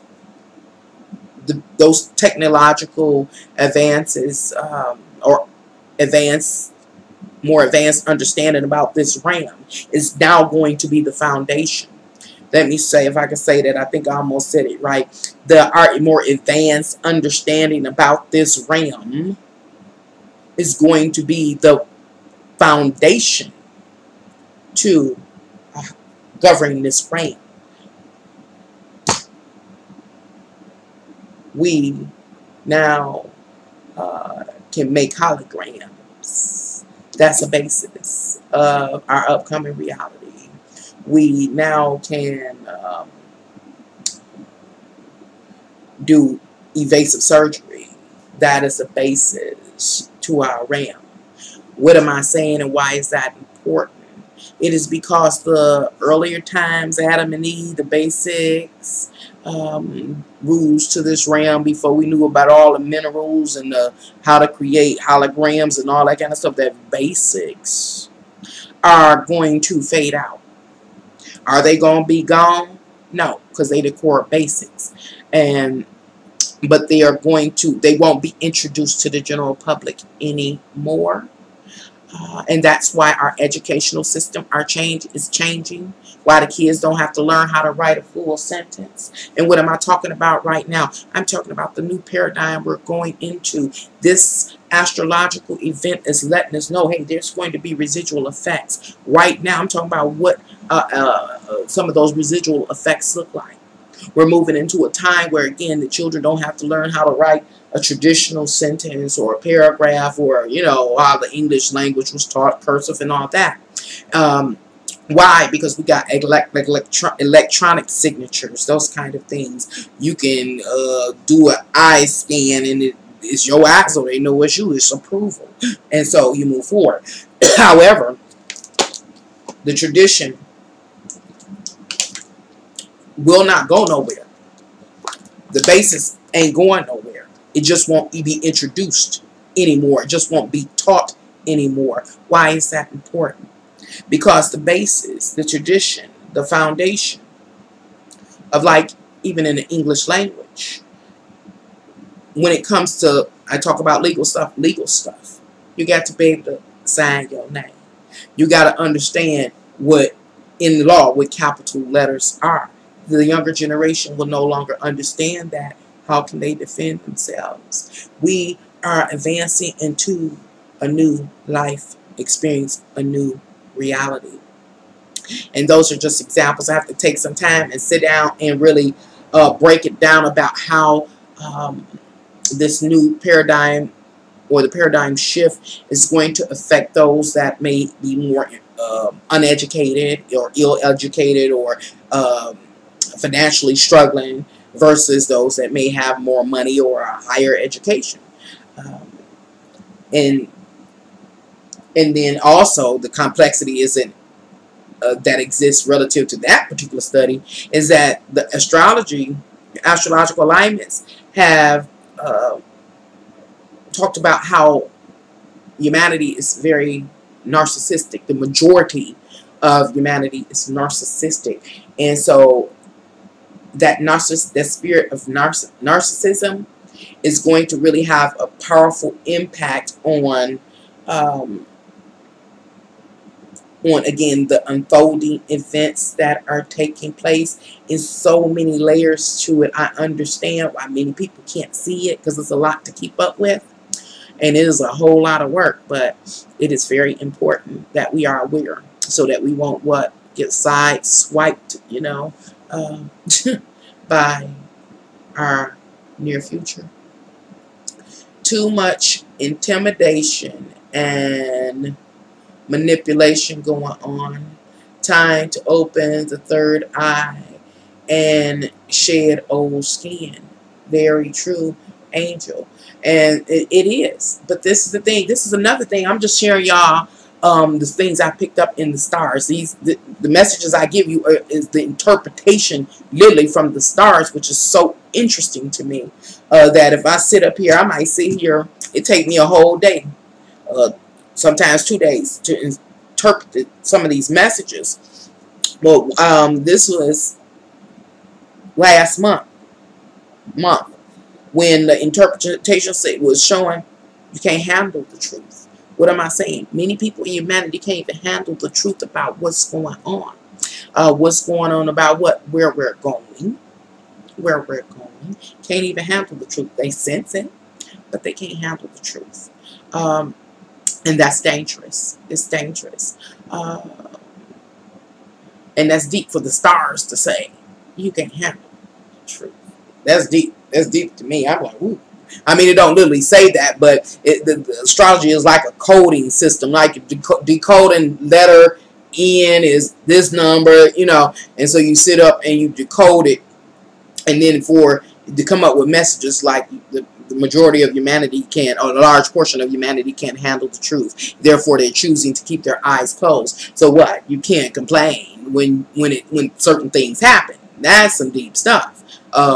Or it tells the stars to just, hey, be a little kinder or gentler to one another. Did we ever know? Did y'all know before I say the last 10 years that the stars was even speaking on behalf, obviously, of divinity?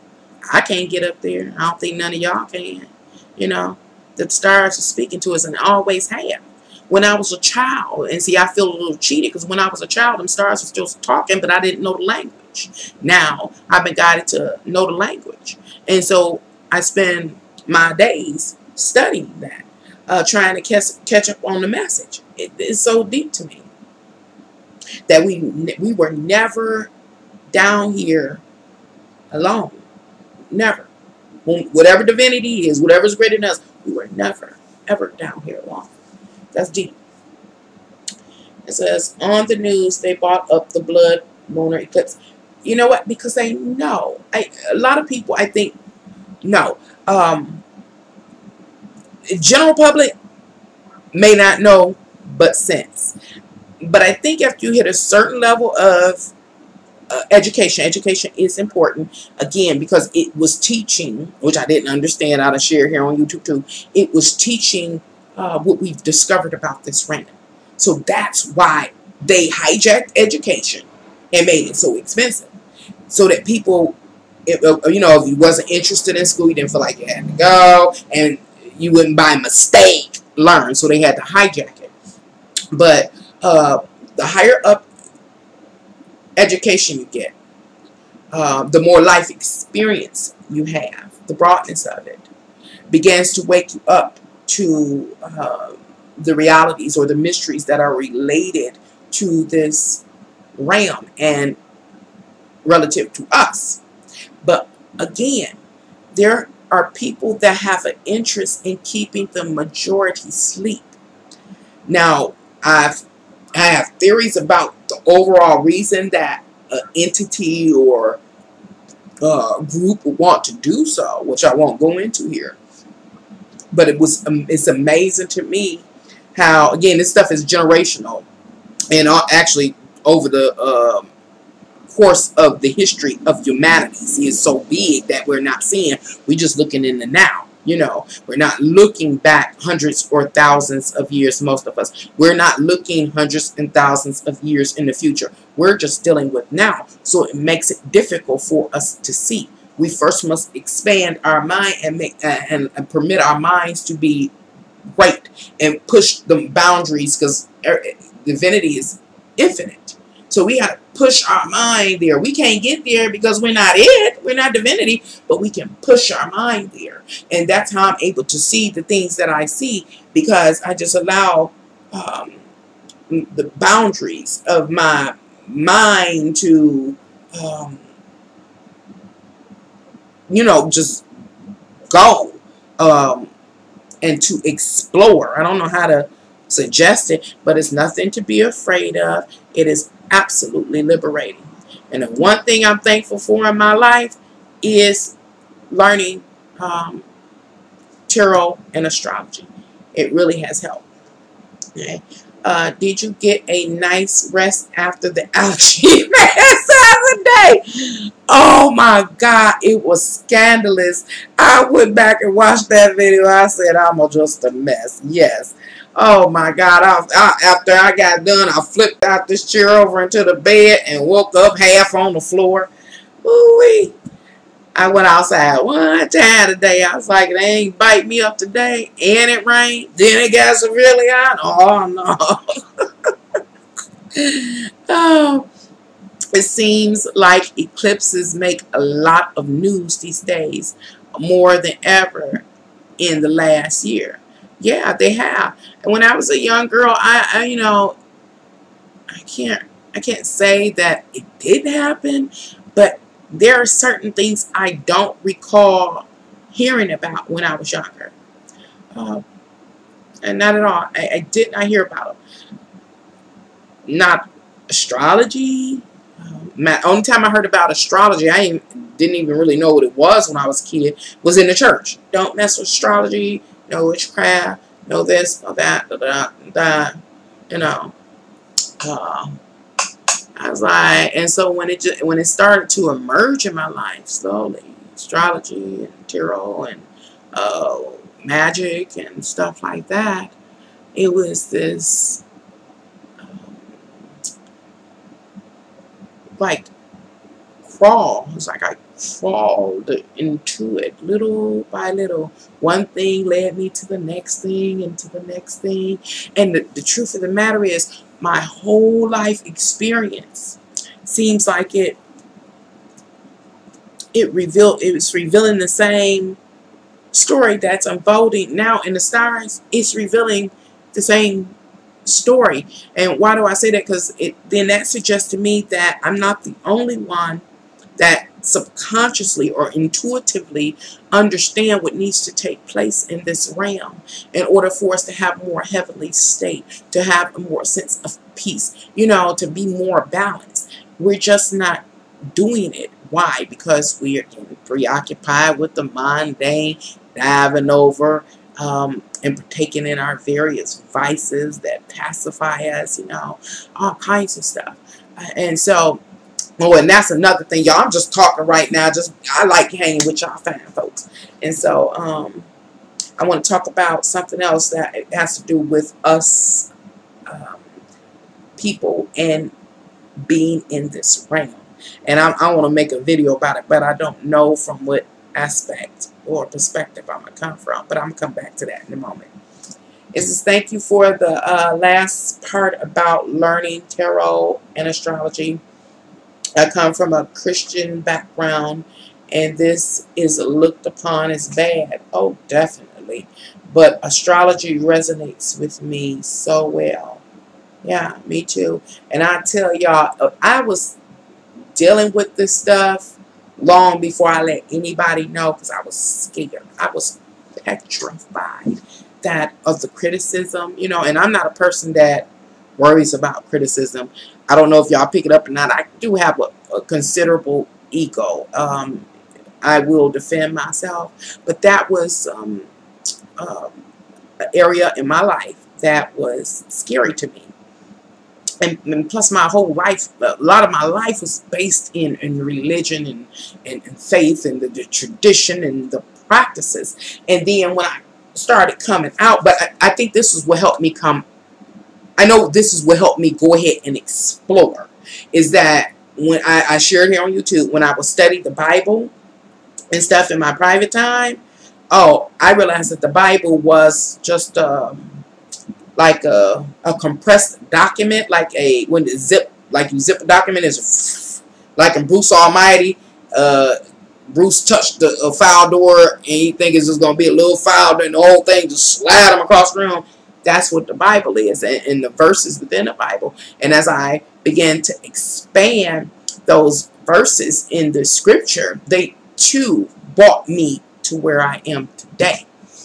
And so that made me start questioning the church itself. I was like, well, that doesn't make no sense that they ain't never said this, and I've been sitting here in this pew all this damn time, and they keep talking about the same goddamn resurrection story over and over and over and over and over again, but they ain't never expanded nothing. And so that allowed me to go ahead and continue to be curious, because I saw it was something being held away from the people. And then when I got over here, I built up a confidence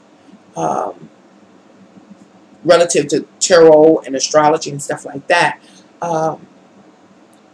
through my studies. I don't know what I say. Through my studies, going back to the religion and all, and my education, it all fit together. That's why you hear me say 1,000-piece puzzle, because it all fit together. I was like, okay. And so I finally came out. And then it was one other key thing that happened. One day, the lady that I used to work for, I used to run a daycare facility. She came to me. She says, Nancy, I got some troubles. I'm like, okay. She's a much older woman. I was like, well, what you want me to do about it? She said, girl, she would pay me attention. We talk all the time. She says, I thought about it last night. I said, you're going to be the one that give me my answer. I'd heard that a lot in my life. I said, well, I'm going to give you your answer. And you, 30 years, 40 years older than me. Okay. So what's your plan? And she says, I'm going to go get you some of them tarot cards. This is what she told me. I was like, some tarot cards? She says, yes. Call the bookstore right now. I said, okay. So I called, found out how much they are. She said, I'm going to get them. And when I come back, you going to read for me. But I had never held a deck of tarot cards. She said, that's all right. I know you got it. And I said, okay. She went and bought them back. She came back. She said, now I'm going to go get her some chicken for lunch. And by the time I get back, you'll be ready. Mind you, at the time, I never had a tarot card in my hand. She came back. I was ready. Ever since, I've been rolling. And they say a real tarot reader is gifted their first deck. And I sure know woods. Let me see what y'all talking about. I don't think that astrology should be bad, even in the church's eye. I don't think so either. I think they were keeping power from the people. I think it was just a general practice in the churches.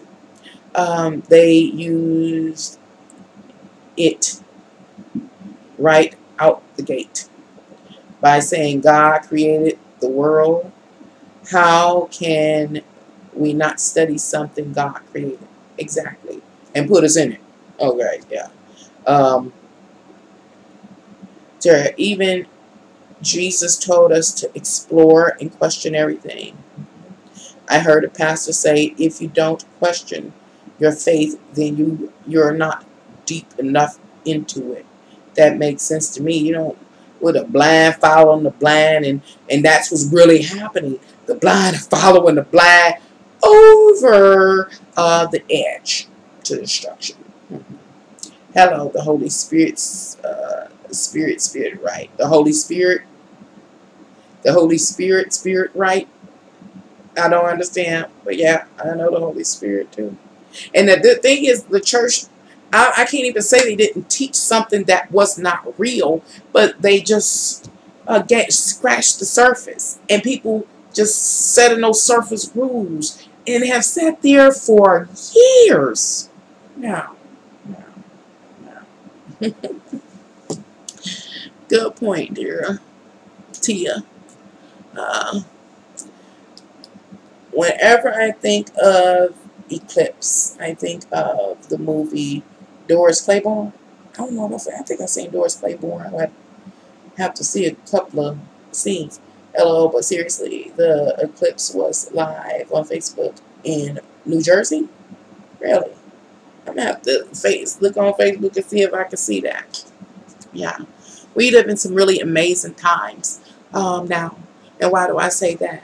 Because I think for a long time in history, we are awakening. We are becoming aware. There are so many terms and experiences that we are having that I don't even recall knowing about ever in my life. not from my mama or grandma or any other person. I hang around a lot of older people. This is a renewal if we're just willing to be susceptible to it, or we can stay rigid and break. It's up to us. I really think so, based on what I'm saying. Now I want to talk about something. I know I ain't gonna stay on here. Ooh, and I'll be on here for 2 hours. It was about it's about the upcoming reality, and gosh dang it, I should have said it when yeah, the internet opened the doorway for a lot of awakening. You are absolutely correct, Tia. It really has, and I love the internet too. And I have to keep myself in check about the internet. And I be asking Divine. I know Divine like, which shut up. But I be asking. I say, okay, now the internet, although I don't know how it works. Again, it's amazing, but it seems that anything that is what is it, computer technology, can be tweaked at any moment by anybody that is aware of how it works. Facts can be changed. That's another thing that we're going to begin to deal with. I don't think it's happening now, early signs of it. Again, this is the onset of our upcoming new paradigm or reality. But there is going to be changes in information. The facts about the past, history, are going to be distorted. And the whole point is the higher-ups, we're going to call them the higher-ups, that have an interest in maintaining the control of this realm, still have to keep people dumbed down. However, our technology has advanced so tremendously that we're going to have to keep up with it, close to it, in order to interact with it. With that being said, that suggests that those higher ups have to come up with other hypnotic spells to put us to sleep. And the hypnotic spell will be that of like distortion, where historical facts are manipulated and changed. Mandela effect, different things like that, in order to make sure that the majority of humanity cannot go back to the basics. Adam and Eve can't go back there. Can't go back there. They can only deal with that which is begun or is defining the new paradigm. And right now, the only threat to those particular elitist people are old timers that have historical reference. We can think back. We got some years behind us. The older, the more you know. And that could kind of explain all of this. What's the stuff that a lot of people starting to suffer from, memory losses and Alzheimer's? That could be something that they created to try to hurry up and wipe them out so they won't be a threat. But as far as the younger generation,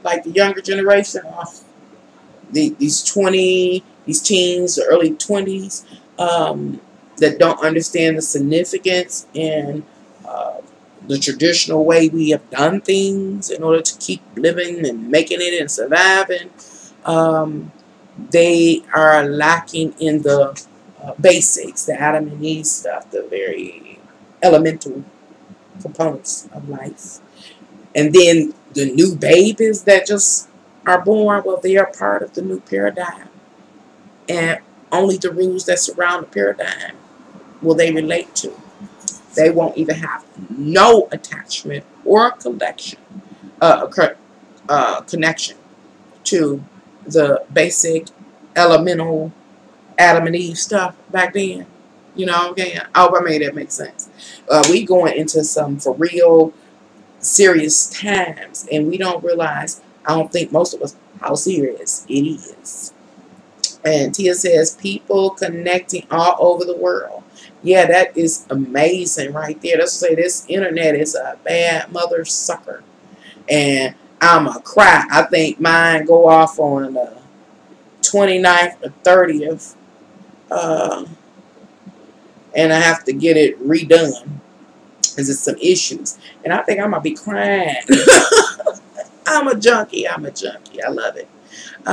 But it does have the ability to influence our perception. Most of what we're taught as children is BS. And that was a whole nother thing. I'm happy you brought that up, Jordan. Jordan shares that most of what we were taught as children is BS. How did I say that? Yes. And no. Now, I don't know how to do, because there's a couple of things to that. A lot of what we were taught when we were children does seem to be a lot of BS, because we didn't make it to the greatest earning potential possible in this realm. So we like, oh, that's useless. I only do this. I push this button or do this at the job I work at. But the reality is, and I've made a video about it, and it was talking about how the reason why it seems like the stuff that we learned is BS is because we never proved many of us to be proficient in one particular academic field and took it all away. And so the whole academic educational system was created to weed one out if they couldn't prove themselves proficient across the border and take it to the max in one field. So it all ended up seeming like BS because we never got to use it because we didn't persevere in one particular academic field. The other thing, when we start talking about the education, what we learn as BS, yes.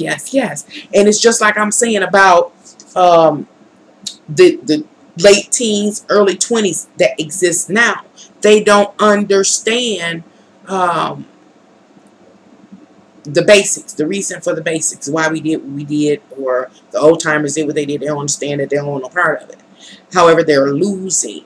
They're not paying attention to the BS. Even though it was BS, it was still reference material.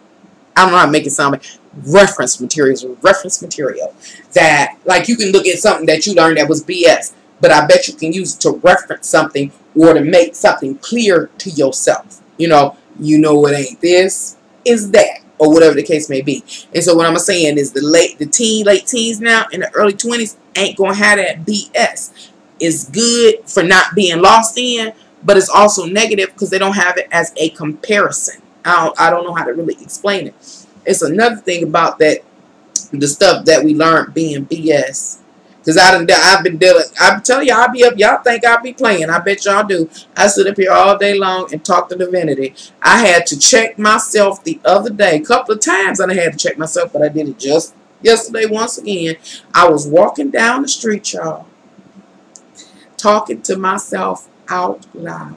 And this guy walked up on me. And I was like, number one, I was not paying attention to my surroundings. And number two, the man got out and walked in the street like this crazy woman. But people don't understand. I'm not crazy. I be holding the conversation with divinity. And many times he answered. So I be all in to the conversation.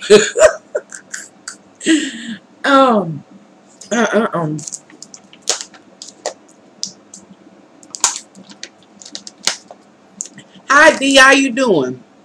Well, I got to clean these glasses, y'all, because I ain't seeing. I clouded them up, greased them up. What did I eat today? What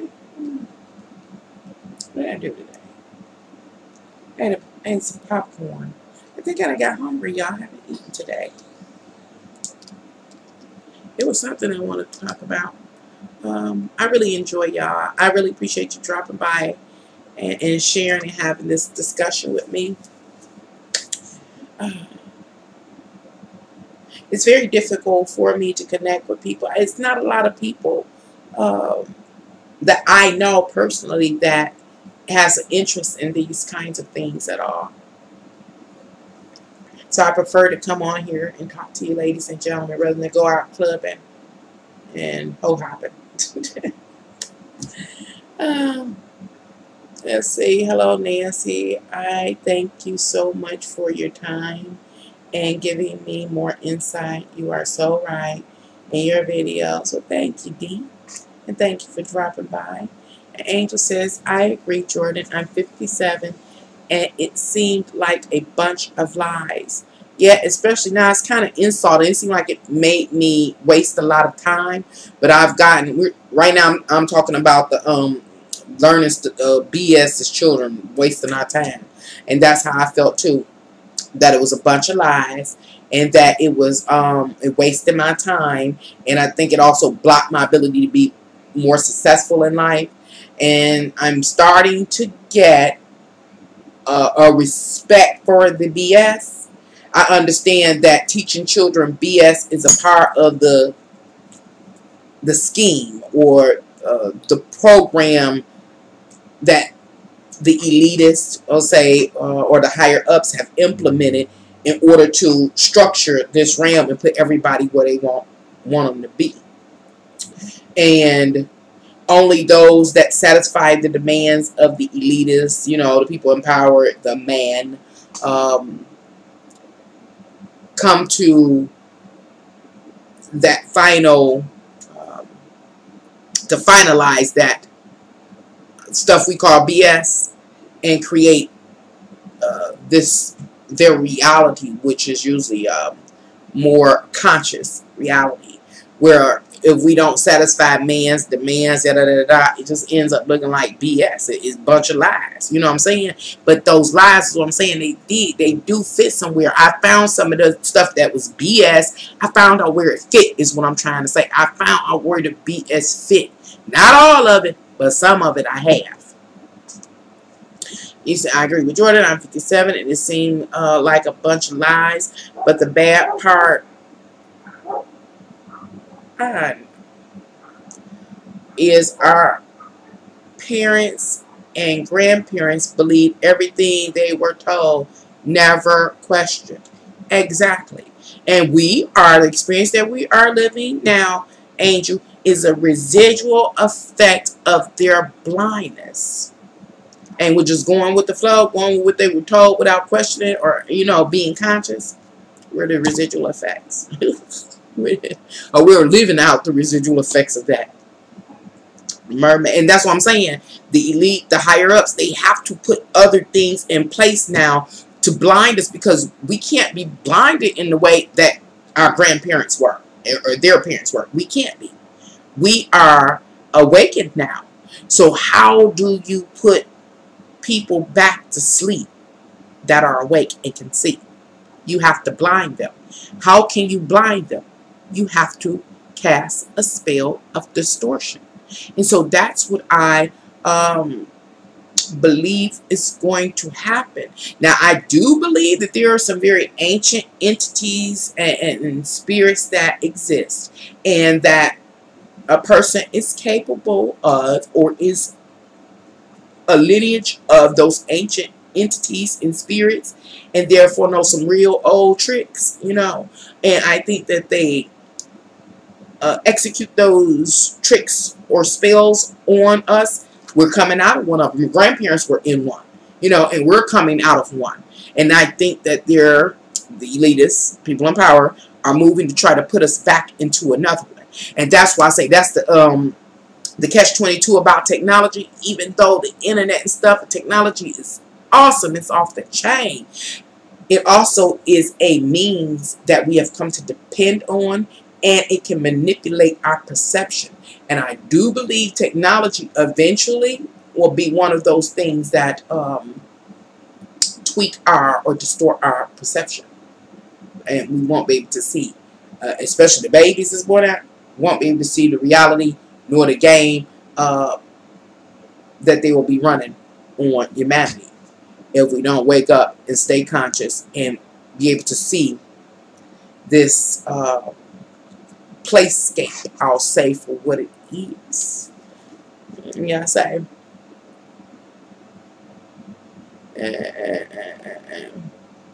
And Mermaid said, just go somewhere that offers free Wi-Fi for free days.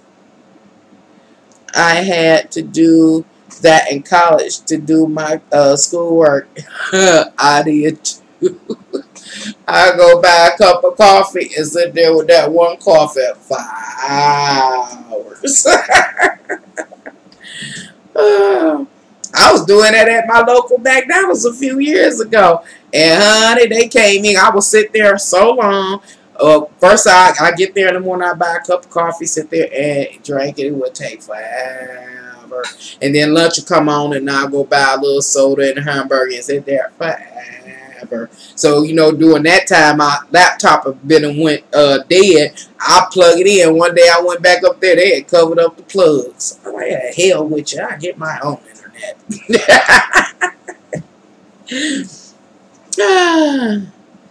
He says, so true, Angel scored in Jordan. I would like, yeah, I'm crazy, LOL.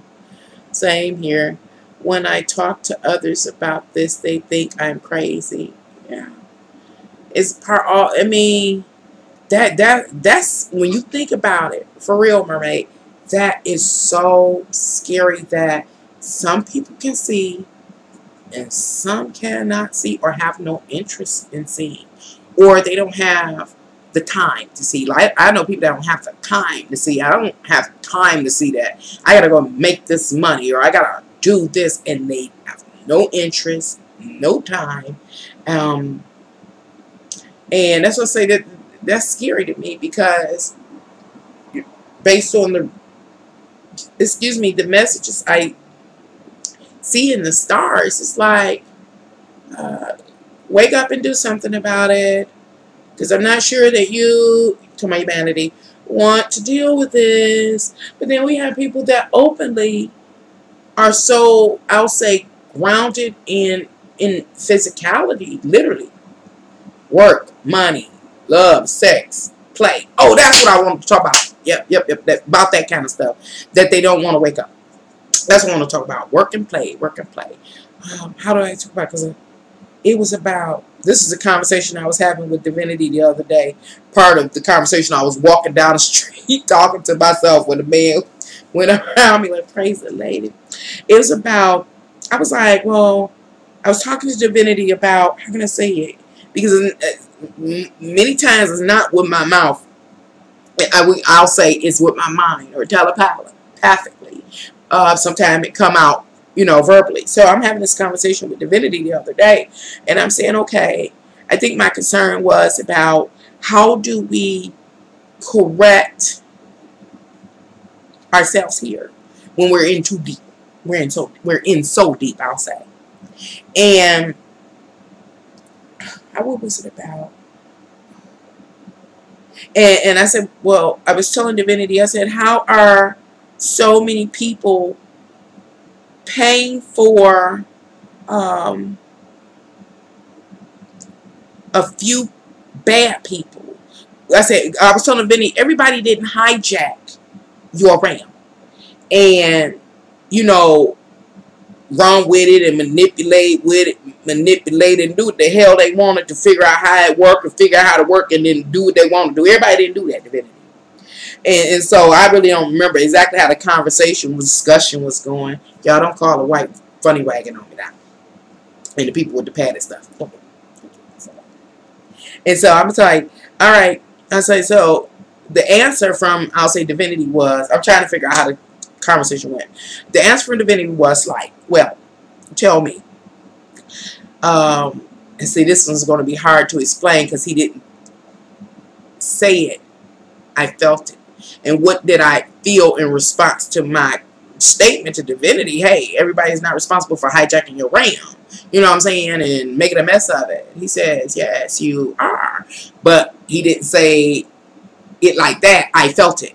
And what I felt was everything that I've benefited from those that did hijack it. Every pleasure, um, every enjoyable experience. And after Divinity showed me, I realized, I said, ooh, I like this place. I like the way it's set up. You know, like we're talking about, I like the internet. I do. Well, I'm a beneficiary of those that hijacked this place.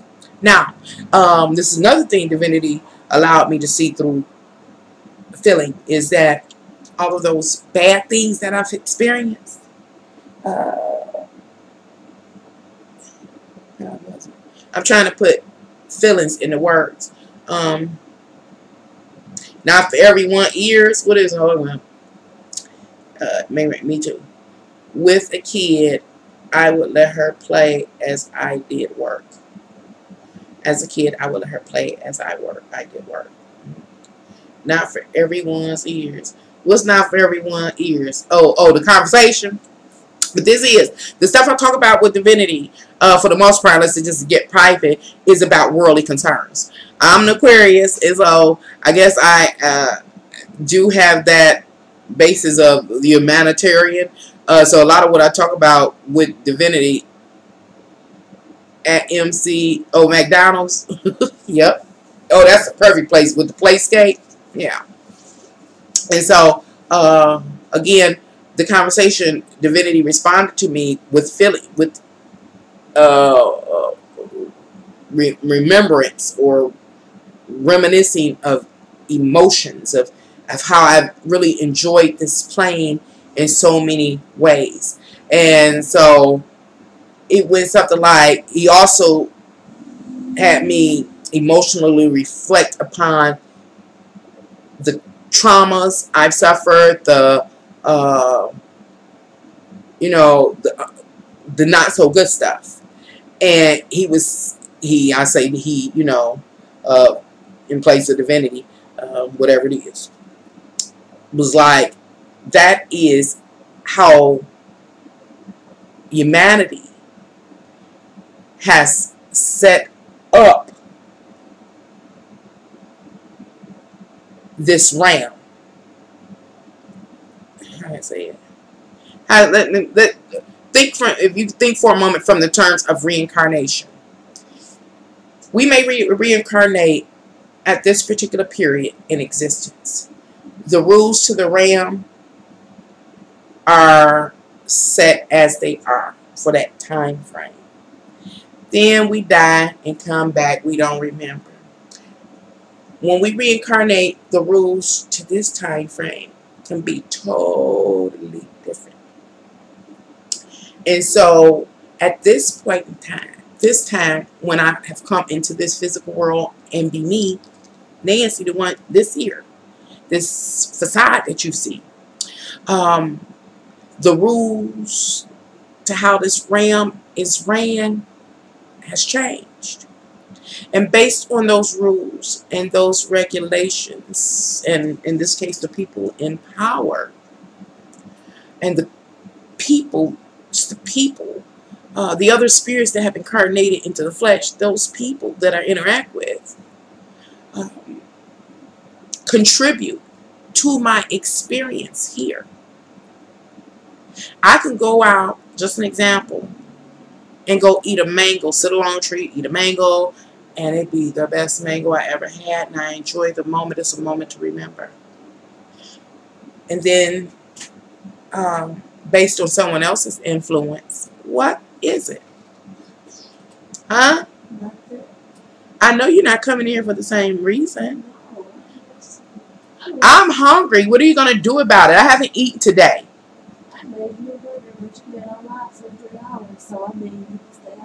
Oh no, it's time to get off then. Do we have something to drink? I'm so upset. I want to be taken care of. I'm tired of being mama. I'm the kid now. I ain't got that. Lord have mercy. I want to be spoiled. I'm tired of this parenting stuff, y'all. I'm on strike. Oh, they done mess with me every moment I've been on here. And so, anyway, divinity had me feel this. I was trying to put it in words that another person's influence tweaks or can lead to more negative experiences in this realm. But those negative experiences are just the same as when I like the experiences from divinity's perspective. It's the good, it's the bad, it's the ugly. Either way, I'm a beneficiary of those that hijack the ramp. And so it was about, hey, being held accountable. It's about being held accountable. Hey, I got to go back and try to meditate and try to remember that conversation I had with divinity, because that was deep. Let me see what y'all talking about. And I forgot what I was trying to share out of it anyway. And then, me too. Okay. How did the lunar eclipse treat you? Like, don't make me, don't taunt me to curse, Jordan. It's been crappy. Just even trying to get on this live stream, it was tremendously stressful. One computer, I mean, it was all kind of computer glitching, lagging. My family kept coming in and out. Just, I mean, it's just been an insane experience since I got up. It's been insane. And I just kept stopping and just breathing. I just breathe, Nancy. Just breathe, and just calm down and relax, and get through it. Get through it. And like I was sharing in the live stream, it's about finding this state of peace and being content, and understand what I'm trying to completely understand is how I am responsible for my experiences.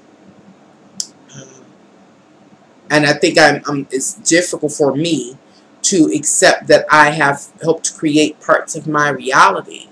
But then it goes back into that conversation that I had with divinity, where divinity let me know, hey, you are a beneficiary, or you are a creator of your reality, whether it's good or bad. See, Nancy, you enjoy the reality that you created when it's something that you want. But when it's parts of it that you didn't want, you didn't think of, that you didn't know was directly related to what you wanted, then you got a problem. And so I realized that, and I just been trying to, lay back and not get so upset, and try to be a little more conscious about what I create, and realizing whatever I create has a positive and a negative charge. And yes, I can enjoy the positive, but whatever negative is directly related or associated to that positive charge, gotta take it like a pro. Whatever it is. So, in short, Jordan, I know I got words. It's been stressful. And Angel says to explain about feelings, eclipse, blood, moon, and such. They have negative personalities. What? Okay. To explain about feelings, eclipse, blood moon, and such. They have negative personalities. You hit on something, Angel. You hit on something. I want to read that one more time in case I leave this live stream up for people to watch later. As Angel shared that to explain about feelings, eclipse, blood moon, and such, they have negative personalities. This is another thing I have come to see or to find out. doing my research is that these things do not have to have negative personalities or connotations. They become negative. They are negatively impressed by us. By us. They are negatively charged. I'll say by us. By humans. How can I say, like,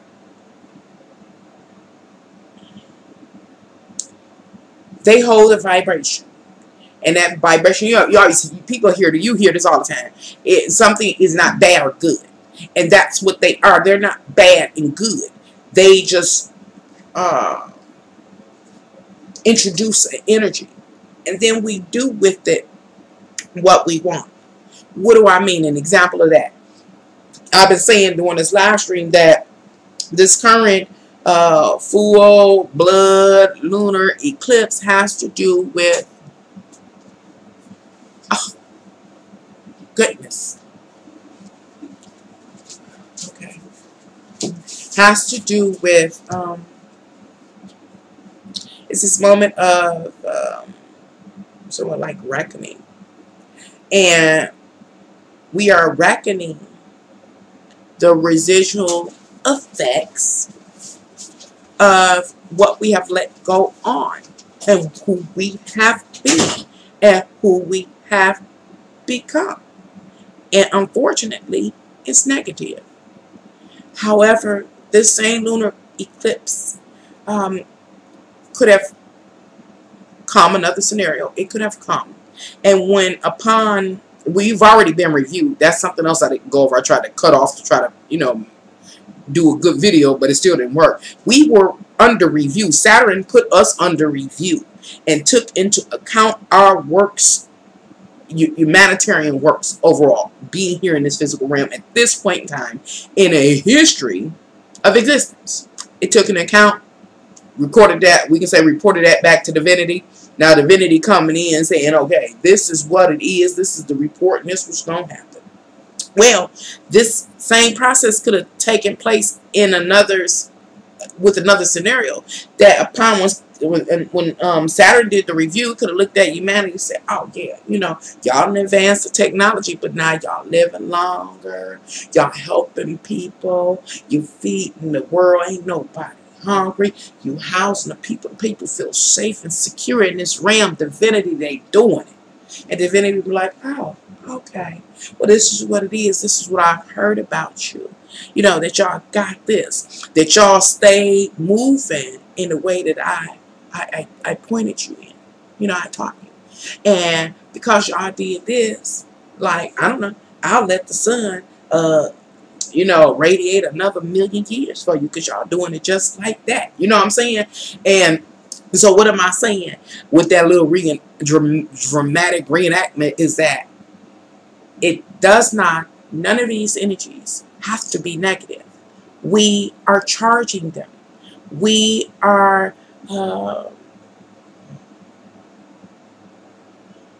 like we're forcing their hand. And it's by our own doing.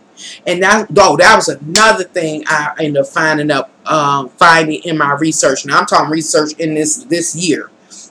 I find it was like we're not being accountable. That's another thing that it talked about, how we're not being accountable. I would really like to go into the astrological stuff a lot more with you, ladies and gentlemen. But again, I know it's a tarot channel. I enjoy the tarot too. I love the tarot.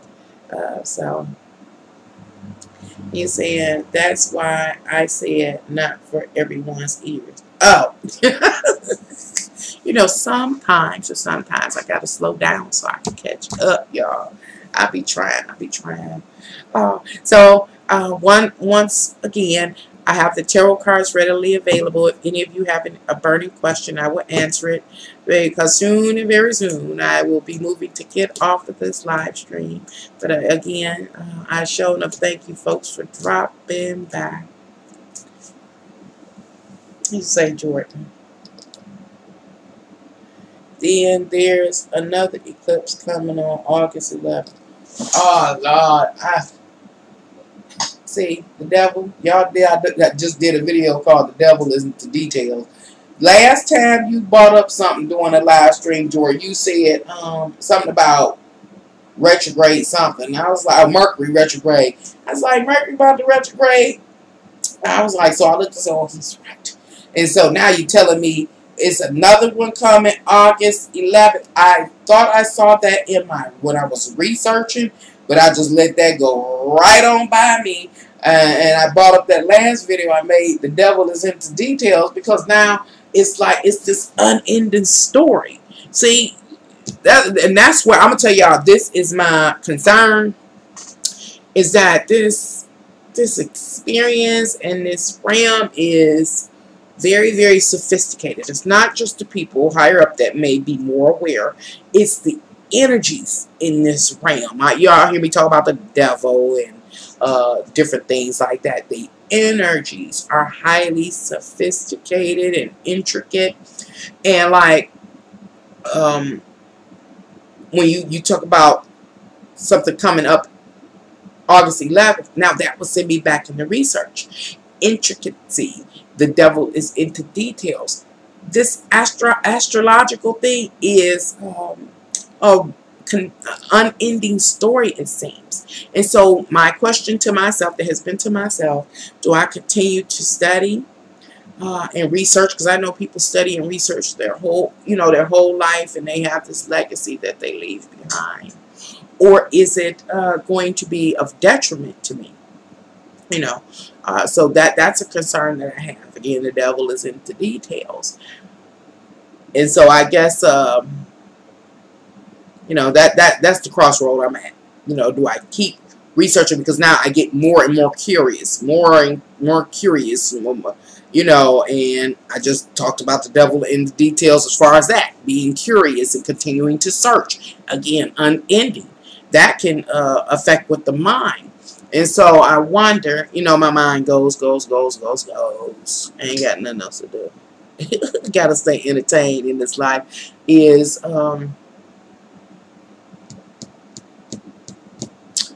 a lot of, I'm all over the place now. Y'all know I'm rambling.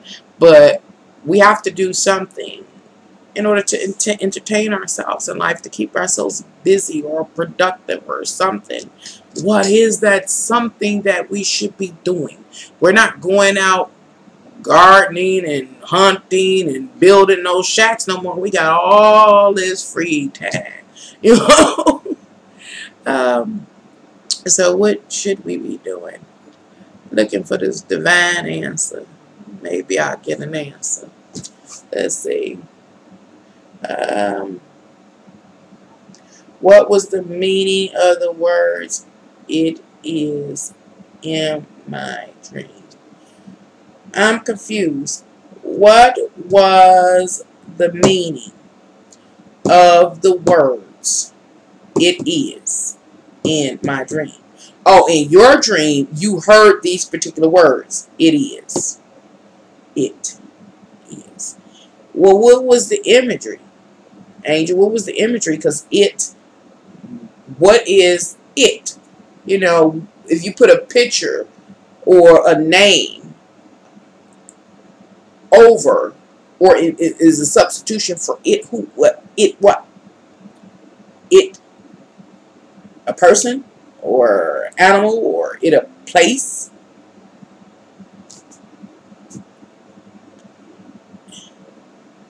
What was the dream about? Right, because it's whatever imagery or other information that was in that dream will answer, or be replace it, and then it will also give the what would that be?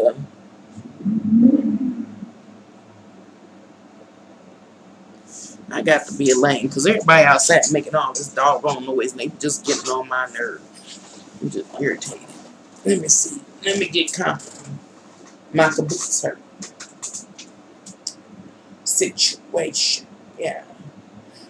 I was saying something and what is it? She keep coming back to your door. Well, open the door. Well, okay. Well, open the door and just bring her bed here. Sit her down. Sit down. Looks Is like you that, just like, rotten. Look, see, she went right back out. Just hot, just you done got rotten, Samantha. It's just ridiculous. About to have a nervous breakdown when we thought you're gonna lose you. Now you're driving everybody nuts. Being a big baby. Or is she just being evicted from your room? No. She keep going laying down on the bed, but every time I come back upstairs, she back at your door. Come on here, lay down. She was doing the same thing yesterday. She'd go from my room to your room. Look, Then see she what I want to be mean? everywhere. She want to do what she want to do. My baby want to be in her mom room in her own bed. Now look at this. Okay. Go. She had her medicine. Yeah.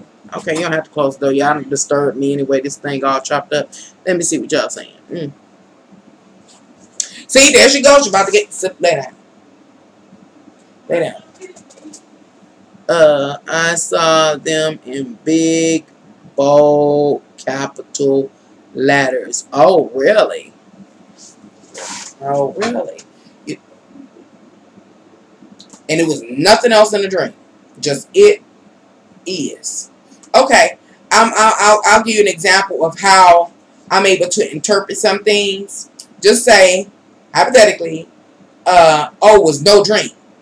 I got messages right before I opened my eyes for the day. Okay. Right before you open your eyes for the day. That's good information. What was, let's say, a concern or question you have? It say, it is. Letting you know whatever your concern is. But you got to reflect back. And this is the thing. You're going to remember. If you can remember what you were thinking of, or what your question was, or what your concern was. Maybe before you went to bed. It could even been in the course of the day. And then when you were asleep right before you woke up, it gave you the answer. It is. Whatever you were thinking about or concerned about. You may have had a discussion with another. And if you play it back, that it is will fit right in there. And it's going to answer whatever, the question or concern is. But let me know when you figure out that moment in time. That moment in time. And it is. But you don't remember the dreams. If you dreamt or not. That's interesting. That's interesting. So, how about y'all, everyone else? How has this evening or this day been for you? This day been for you? And the energies is just like off the chain. Off the chain. Off the chain. I'm just trying to stay calm. I watched a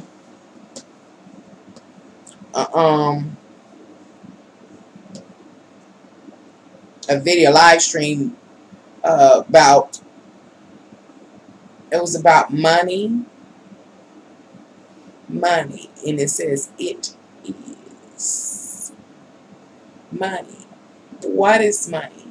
It is money. What's money? Okay, you say money. It is money. What's money? Example could be like car. It is money.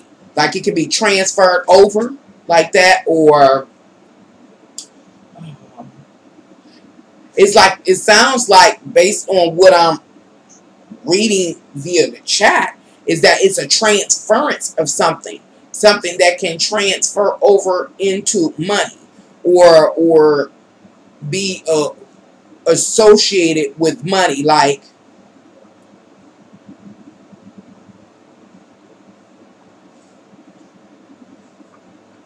money. Something is standing in substitution for money. Does that make sense? Whatever it is, it's money. You can be in a relationship. It's money. That's what the relationship is. It's just money. If you just look at the spirit of it, or the smile. If this person got a nice smile, I don't know what the details. The smile is money, meaning that smile will make money. That kind of thing. That seems like what I'm getting up from it. I worked, and it got emotional later in the day. I worked, and it got emotional later in the day. So I took a nap. It doesn't happen often. Maybe it is on its way. Money. It is, or something. Something sounds like it's associated with money. It is like existing in your world because it is money. Like, it's just something sitting there, unassuming, that you wouldn't think could make you money or get you what you need. But that's what it's there for. That's why it exists. Whatever it is, it's gonna get you the money. Or cost you the money. I'm burning a money candle. I've been looking at money candles. They just got them at my local store, and I say, do I get one? And see, I got spoiled, I'll say, because when I first dove off into this stuff, I shared with y'all how I became aware of all of this stuff, as far as, like I say, money candles and stuff. But I saw back then I would buy them. I started diving off, buying little things at a time, little trinkets, and then all of a sudden I was like, oh, I'm spending too much money. And I was looking at all these people spending all this money. Those places would be off the chain. Me, I go in, I ain't had holler nothing, and I get my little something, and just kind of just what they call it, just window gazing and walking up and down the aisle and stuff. But I'm looking at all these people buy all these things and all these things. I'm like, wow. I mean, you're spending big money. And so I was like, and at the time I was also doing research, learning about stuff and seeing what was useful. And so I began to create my own. I begin to understand the concept. Like I said, I don't talk to a lot of people. I talk to people, but my preference is to talk to somebody that might have some answers. So I talk to divinity or whatever else is willing to share some information with me. And I ain't talking about no funny, dirty, magical stuff, calling spells and these summons, and I don't do all that. But, there are, I'll say, unseen energies, again, that exist. And this is how I know that they exist, because they are easy to tap into. If you, got questions, they will answer it. Like you got, it is, money, it is. That was something telling you something. You know what I'm saying? But maybe not being as open or susceptible to it. You might not be drawing a line that is another spirit or entity that's speaking with you. You don't have to summon this stuff. This stuff is just here. Some of the stuff is just here. You walking in and out of it every day, all day. Oh Lord, they done made the thing vanish. Ooh. Where the little thing at? See, they done took it and made it vanish again.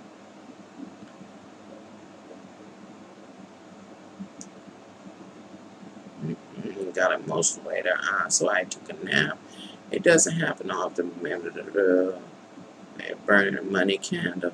I'm gonna tell you about this money candle. Another way you can attract money is use a blank check paid to the order of and act as if you have it already. I done did that too. But one time I went to this candle store and they had like a discount area, and I'm a discount queen. I done shared that too here on YouTube.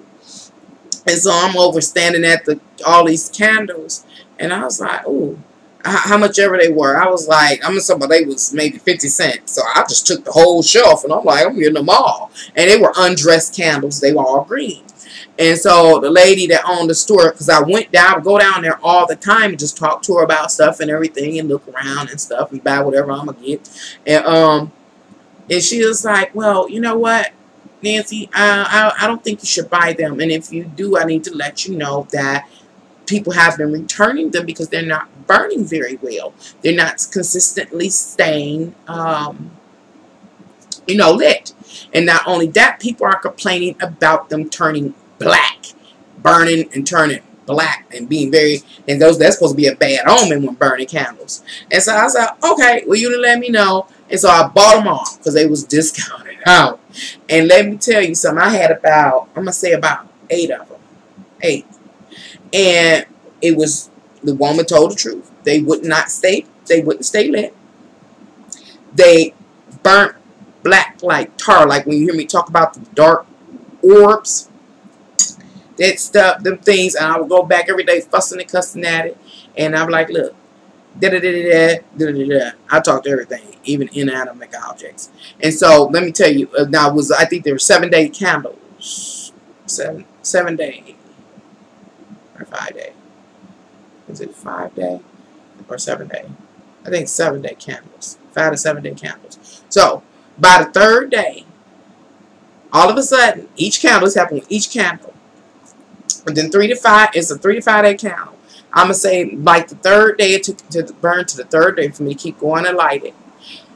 On that 3rd day, now even if the glass has smoked up, all of a sudden the glass cleared and it was pure, and it would glow. The candle would burn, and it would look like it had some type of, I don't know, it just had a lot like champagne. It had lots of bubbles. It was green, money green.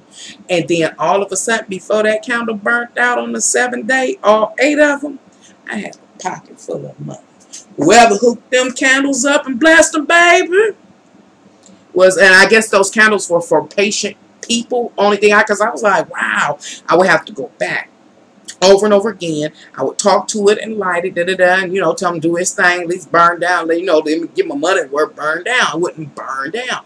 But by that 3rd day, I don't know how many times I would have to light it in them 3 days or something.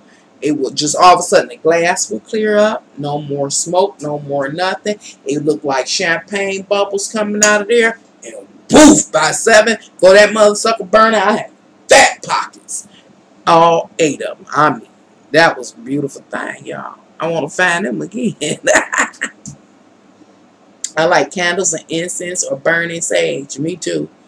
I just like the smell and it relaxes me. Me too. I thought it was just me. I done burnt everything in the house I could burn. I ain't even got a candle now. It's very sad. But I'm going to get some. Yep, I'm a junkie. That's the law of attraction. Whatever balance you want, that's law of attraction. Whatever balance you want, abundance comes to you now. That's how it works. Oh, how the heck? Oh, how did I get back up there?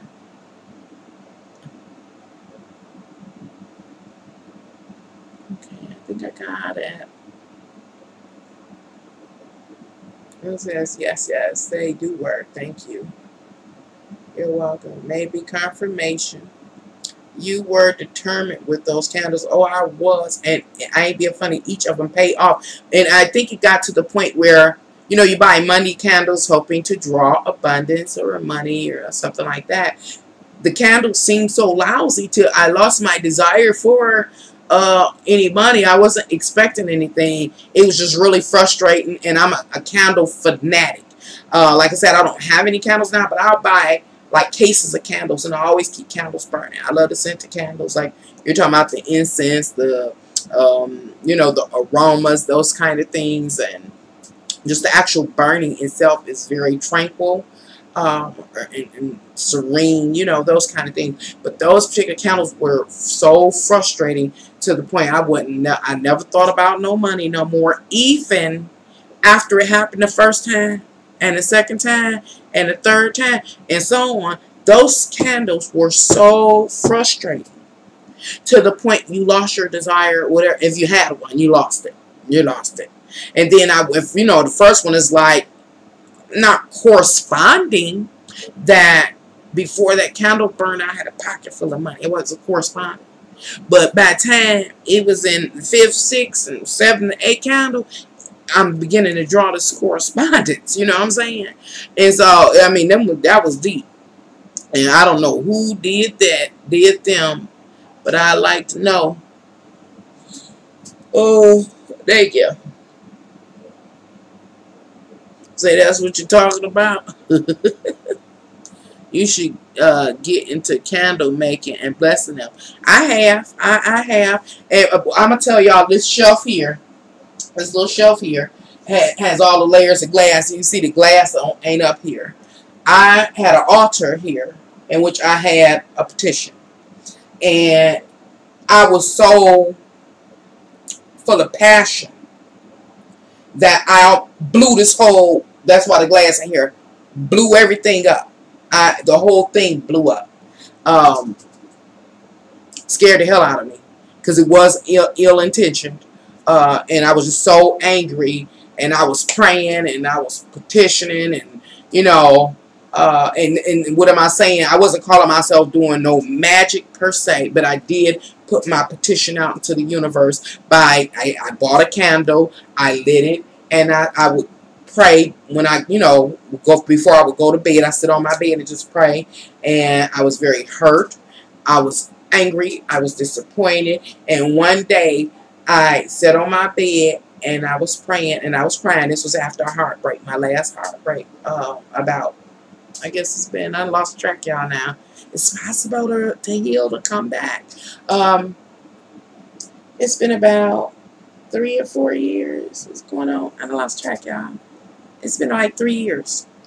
And so I was so hurt. I was in the thick of it. You know, ever been in a thick of heartbreak and being rejected or being disappointed more than anything, because I wasn't rejected. I could have played in that, but I don't want to do that.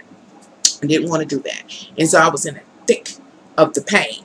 And so my pain was so heavy, and I bought the, I didn't have, matter of fact, I didn't even have 7-day candles. I just had, what they call it, the tapered candles. I had 2 tapered candles, and I had water around them, and I just, that's all, and on a piece of parchment paper, I wrote my petition. That was it. That was it. And I would just pray every night. And you know, it don't take no time for them tapered candles to burn. I want to say, but then I always burn candles all the time. But those particular candles, I did have an intention, is what I'm trying to share. I had an intention. I was angry. I was mad. I was hurt. I was discouraged. My heart, for me, wasn't healing fast enough. And I sat on that bed one night and I prayed. And I would put the candles out. Them tear ones, I don't trust to burn. My 7-day candles, I let continue to burn. So the tears I put out. So I had lit it, and I sat down and I prayed. And I was crying because I was in the thick of it, y'all. My heart was broke. I was crying. And I was pleading with God to help me. I take that dirty motherfucker down. And when I said something like that, all of a sudden, this whole thing blew up. Blew up. And dark orbs that I've spoken of in other videos. I never told y'all about these dark orbs. They came out. They were all in my room. They were big, though. They were big. Like people talk about shadow people or something, but probably not as big as a human. But they were big, like bowling ball size. And there was 3 of them. And they sat there like they was ready. Like I may have inadvertently, I didn't mean to do it, summoned some stuff. And I immediately went into apologizing, and I was like, God, please help me. I said, if I was able to manifest such or harness such anger and sad, you know, from sadness and grief and despair, and if I had that much rage in me that it manifested right before blew this whole mother sucker off, blew the whole glass, everything just went poof, and it scared me in the aura. I was like, oh. I said, you know, I stopped. The orbs were still there, and I had to. In that moment, I repented. I said, God, I'm so sorry. You know, I admit I need to be healed. You know, and that was my moment of letting go, and being renewed. And I opened the window up, and I asked Divinity to escort those little gray mother suckers to hell or wherever they had to go. You know, I didn't want any ill. I didn't have any. How to say? I was angry, but when I saw something manifest like that, it startled me. It let me know it was real and that I was about to set something in motion, and I didn't want that. Oh, it was another aspect about it. I don't know if y'all interested in hearing this. I'm just running my mouth. Aspect with that. I felt, and the other aspect is that I felt. Now I was depressed. I was sad. I was heartbroken. But upon that explosion and the orbs, I felt a spirit of, again, of rage, and it was outside of me, and so it was almost like he was there saying, I'll step in. And had I been susceptible and let it step in, then who knows what would have happened after that time. So at that point, it was like this crossroad. Either I could have said, okay, let's do this, rage, or whatever that spirit rage, let's do this. And then I would have just did whatever you wanted me to do. But in that moment, I immediately began to repent, you know, talk to God about it, stay very calm about the situation, open the window up and command it out, ask Divinity to usher the mother suckers where they had to go. And so it was, and again, I'm bringing that up because it was a crossroads at that time. And so why did I share that? I don't know, but maybe it helped somebody. Let me try to catch up. Yes, they do work. Thank you. Welcome, maybe confirmation. You were determined. I get all the way back up there. Wow. Uh-oh. What kind of little face is that? I don't know where I am or how to get back down. Uh-oh. Uh-oh. It happened again. Okay. Well, I'm down here at the bottom. Yep. So anybody have anything else of concern or interest? Are y'all, I have a question. You know, I guess kind of question. Can you or are you aware, or does it seem like to you, either of you, that you have a spirit within you or a soul? Can you feel that your flesh is not your soul being or your energetic body? Is anybody aware of that or ever felt that, or, you know, like that?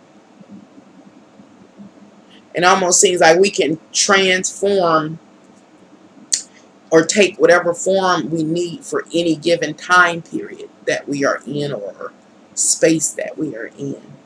Or do that sound absolutely strange to y'all? Do any of you believe in aliens or anything like that?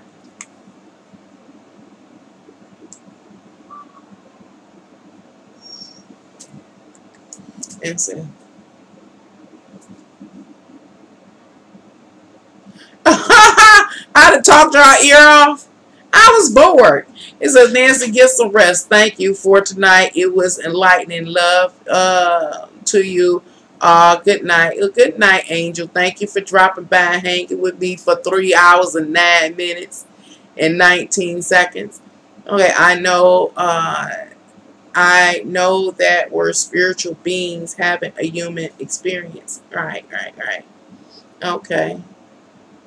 I just wonder where we are as far as our level of consciousness about that. I believe we are all energy. Yeah. Yes, I believe in it. And you believe in aliens, Jordan?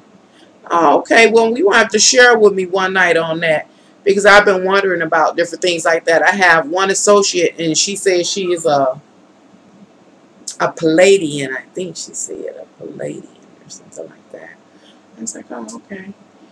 And so I'm just inquiring about a lot of different things. Um, I've been on here for Angel was kind of right. I've been on here for 3 hours and 10 minutes now. So last chance. If any of you have any burning questions, I will move to answer it with a 1 card answer, and you have 1 minute. After that 1 minute, I will move to exit this live stream.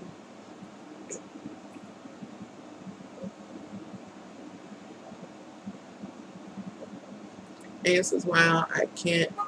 Why you can't leave yet? Technology won't let you get off, huh? Wow, you can't leave yet. Why you can't leave, Angel? 3 hours of leaving me, listen to me, and you can't leave yet.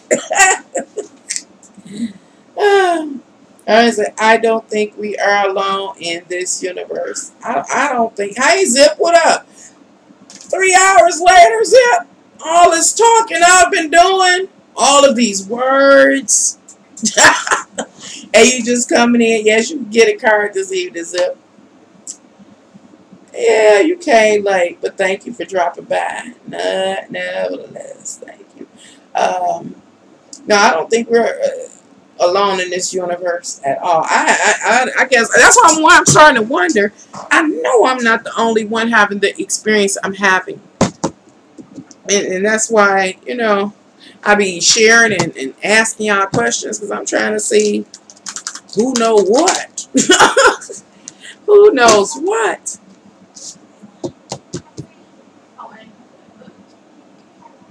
Who is that? Who is that?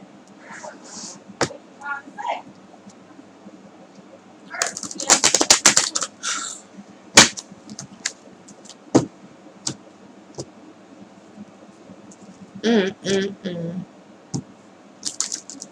Aliens? Oh!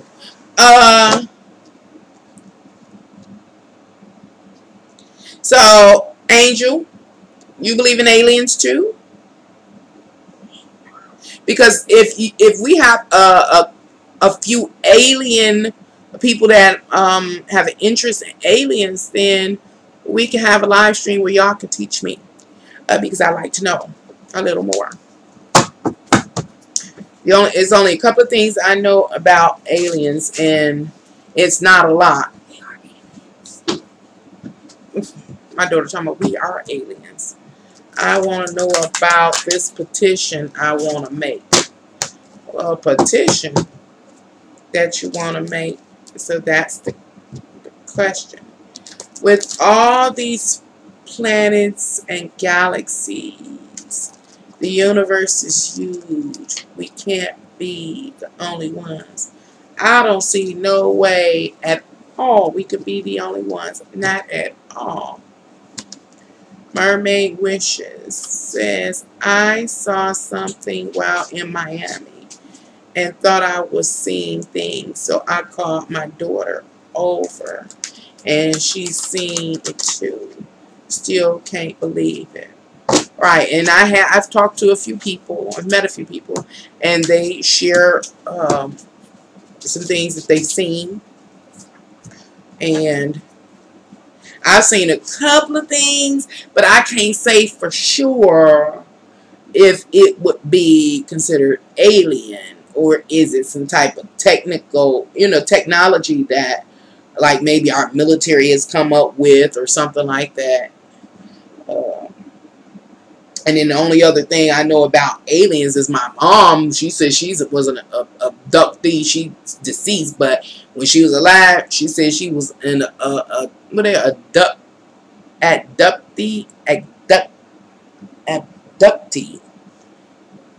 My mind's sometimes in my coordination. And my mom was a very serious, sober-minded person. So to have somebody say something like that to you that you know sober and sane and stuff, like I can't second guess that, you know. But she never went into too much detail about it. Said certain things you don't speak of. Would you say, Angel? Some things are not for other ears to hear. Certain things you don't speak of, because then you'll be snapped crazy and insane, labeled and judged. Yes, she's right, your daughter. Yeah, yeah. And we are, yeah, I do feel like we are aliens. Sometimes I look at people and be like, ain't no way, you know, being a part of the species, everything seems kind of common and familiar. But I have those occasional moments where, like, this cannot be real. Sometimes when I look at people, even myself, like, this cannot be real. What is this? Who made this? Who created this? So yeah, we are not the only ones in this universe. And I'm sure if another alien saw us, they would think we were pretty weird looking too. This is a deep conversation. I could tell you something I didn't until last week. Really? Well, tell me something then. Tell me something, Angel. I'm starting to communicate with spirits. I'm wondering if my connection is really genuine. Yep, just be careful with yourself. My rule of thumb is if it ain't something that is beneficial, like uplifting, life sustaining, or you know, building awareness and tending to the spirit in a positive manner, then I ain't got much to say. But long as that, you know, those criteria are met, I'll indulge. I do hear responses. Okay, right. They say RH blood types have alien origins. RH blood type, RH negative or positive? Okay, I'm about to answer Zip's question. Zip, you asked about a petition. Your card is the Page of Pentacles. I need some new cards. The Mandela effect has to bring out some new cards, or I've got to sit down and focus and create some more, because I'm tired of the exact same cards. We're evolving, so the cards must evolve. Anyway, Zip, the Page of Pentacles, and you want to know about the petition. The Page is that young, youthful, inexperienced energy with the Pentacle. The Pentacle represents working in order to create something, build something, or maintain something in this physical world that satisfies your physical worldly wants and needs, and or satisfies or pacifies your five senses. The Page is also a messenger about these things, say a message about hearing about your five senses being satisfied, or some worldly want and need being satisfied, whatever that message is, whether it's a job opportunity, somebody's gonna give you something or loan you something. You have a petition. A petition is a request. What am I saying? It seems with this Page of Pentacles in reverse is that you will not be hearing an answer, or at least an answer that you desire relative to whatever petition you put out. Or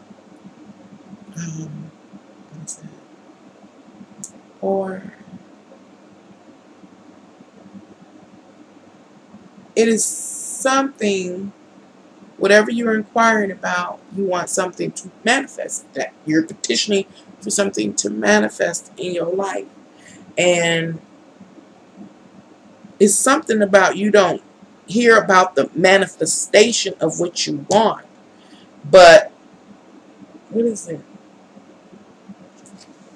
Like, you don't get the manifestation of what you want. You don't get the message about that. But it's like you get the message about something else. I'm not quite clear what I was picking up, but you get the message about something else. Maybe you need to restate your petition. Is kind of what I'm getting. Restate your petition.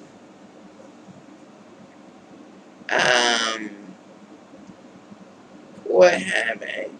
At Caucasian people blood. RH. Caucasian people, I'm not sure.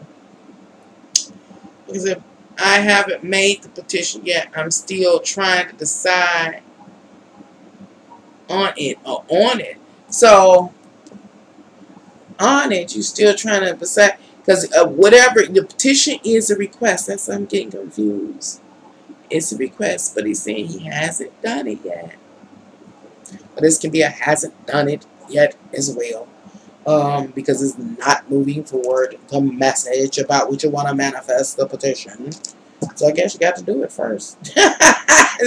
So I'm confused because okay, where I'm gonna superimpose this page of pentacles on what you just shared. That you haven't even done the petition yet. He hasn't even done it yet. Page, the messenger about what one wants the petition is in reverse, not coming, haven't even done yet. So what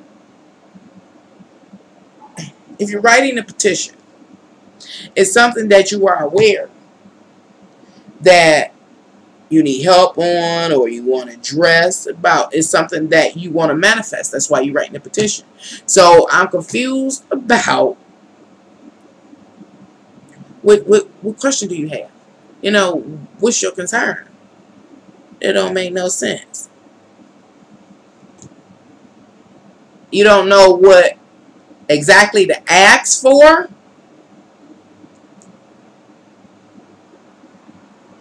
Is it a lot of stuff that you need? You're trying to focus it?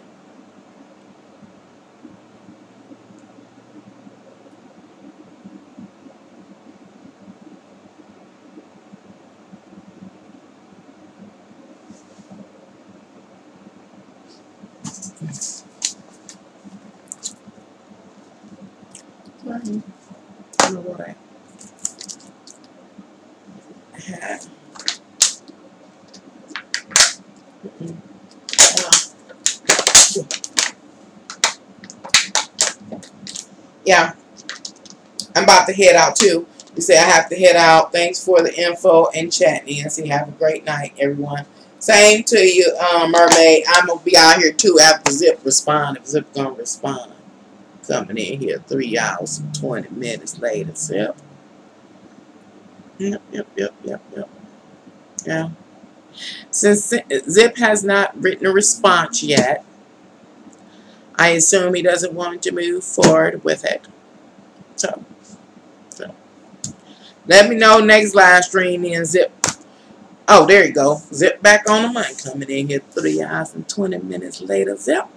It says no. It's I want to know what is the best way to go about it because it includes someone else.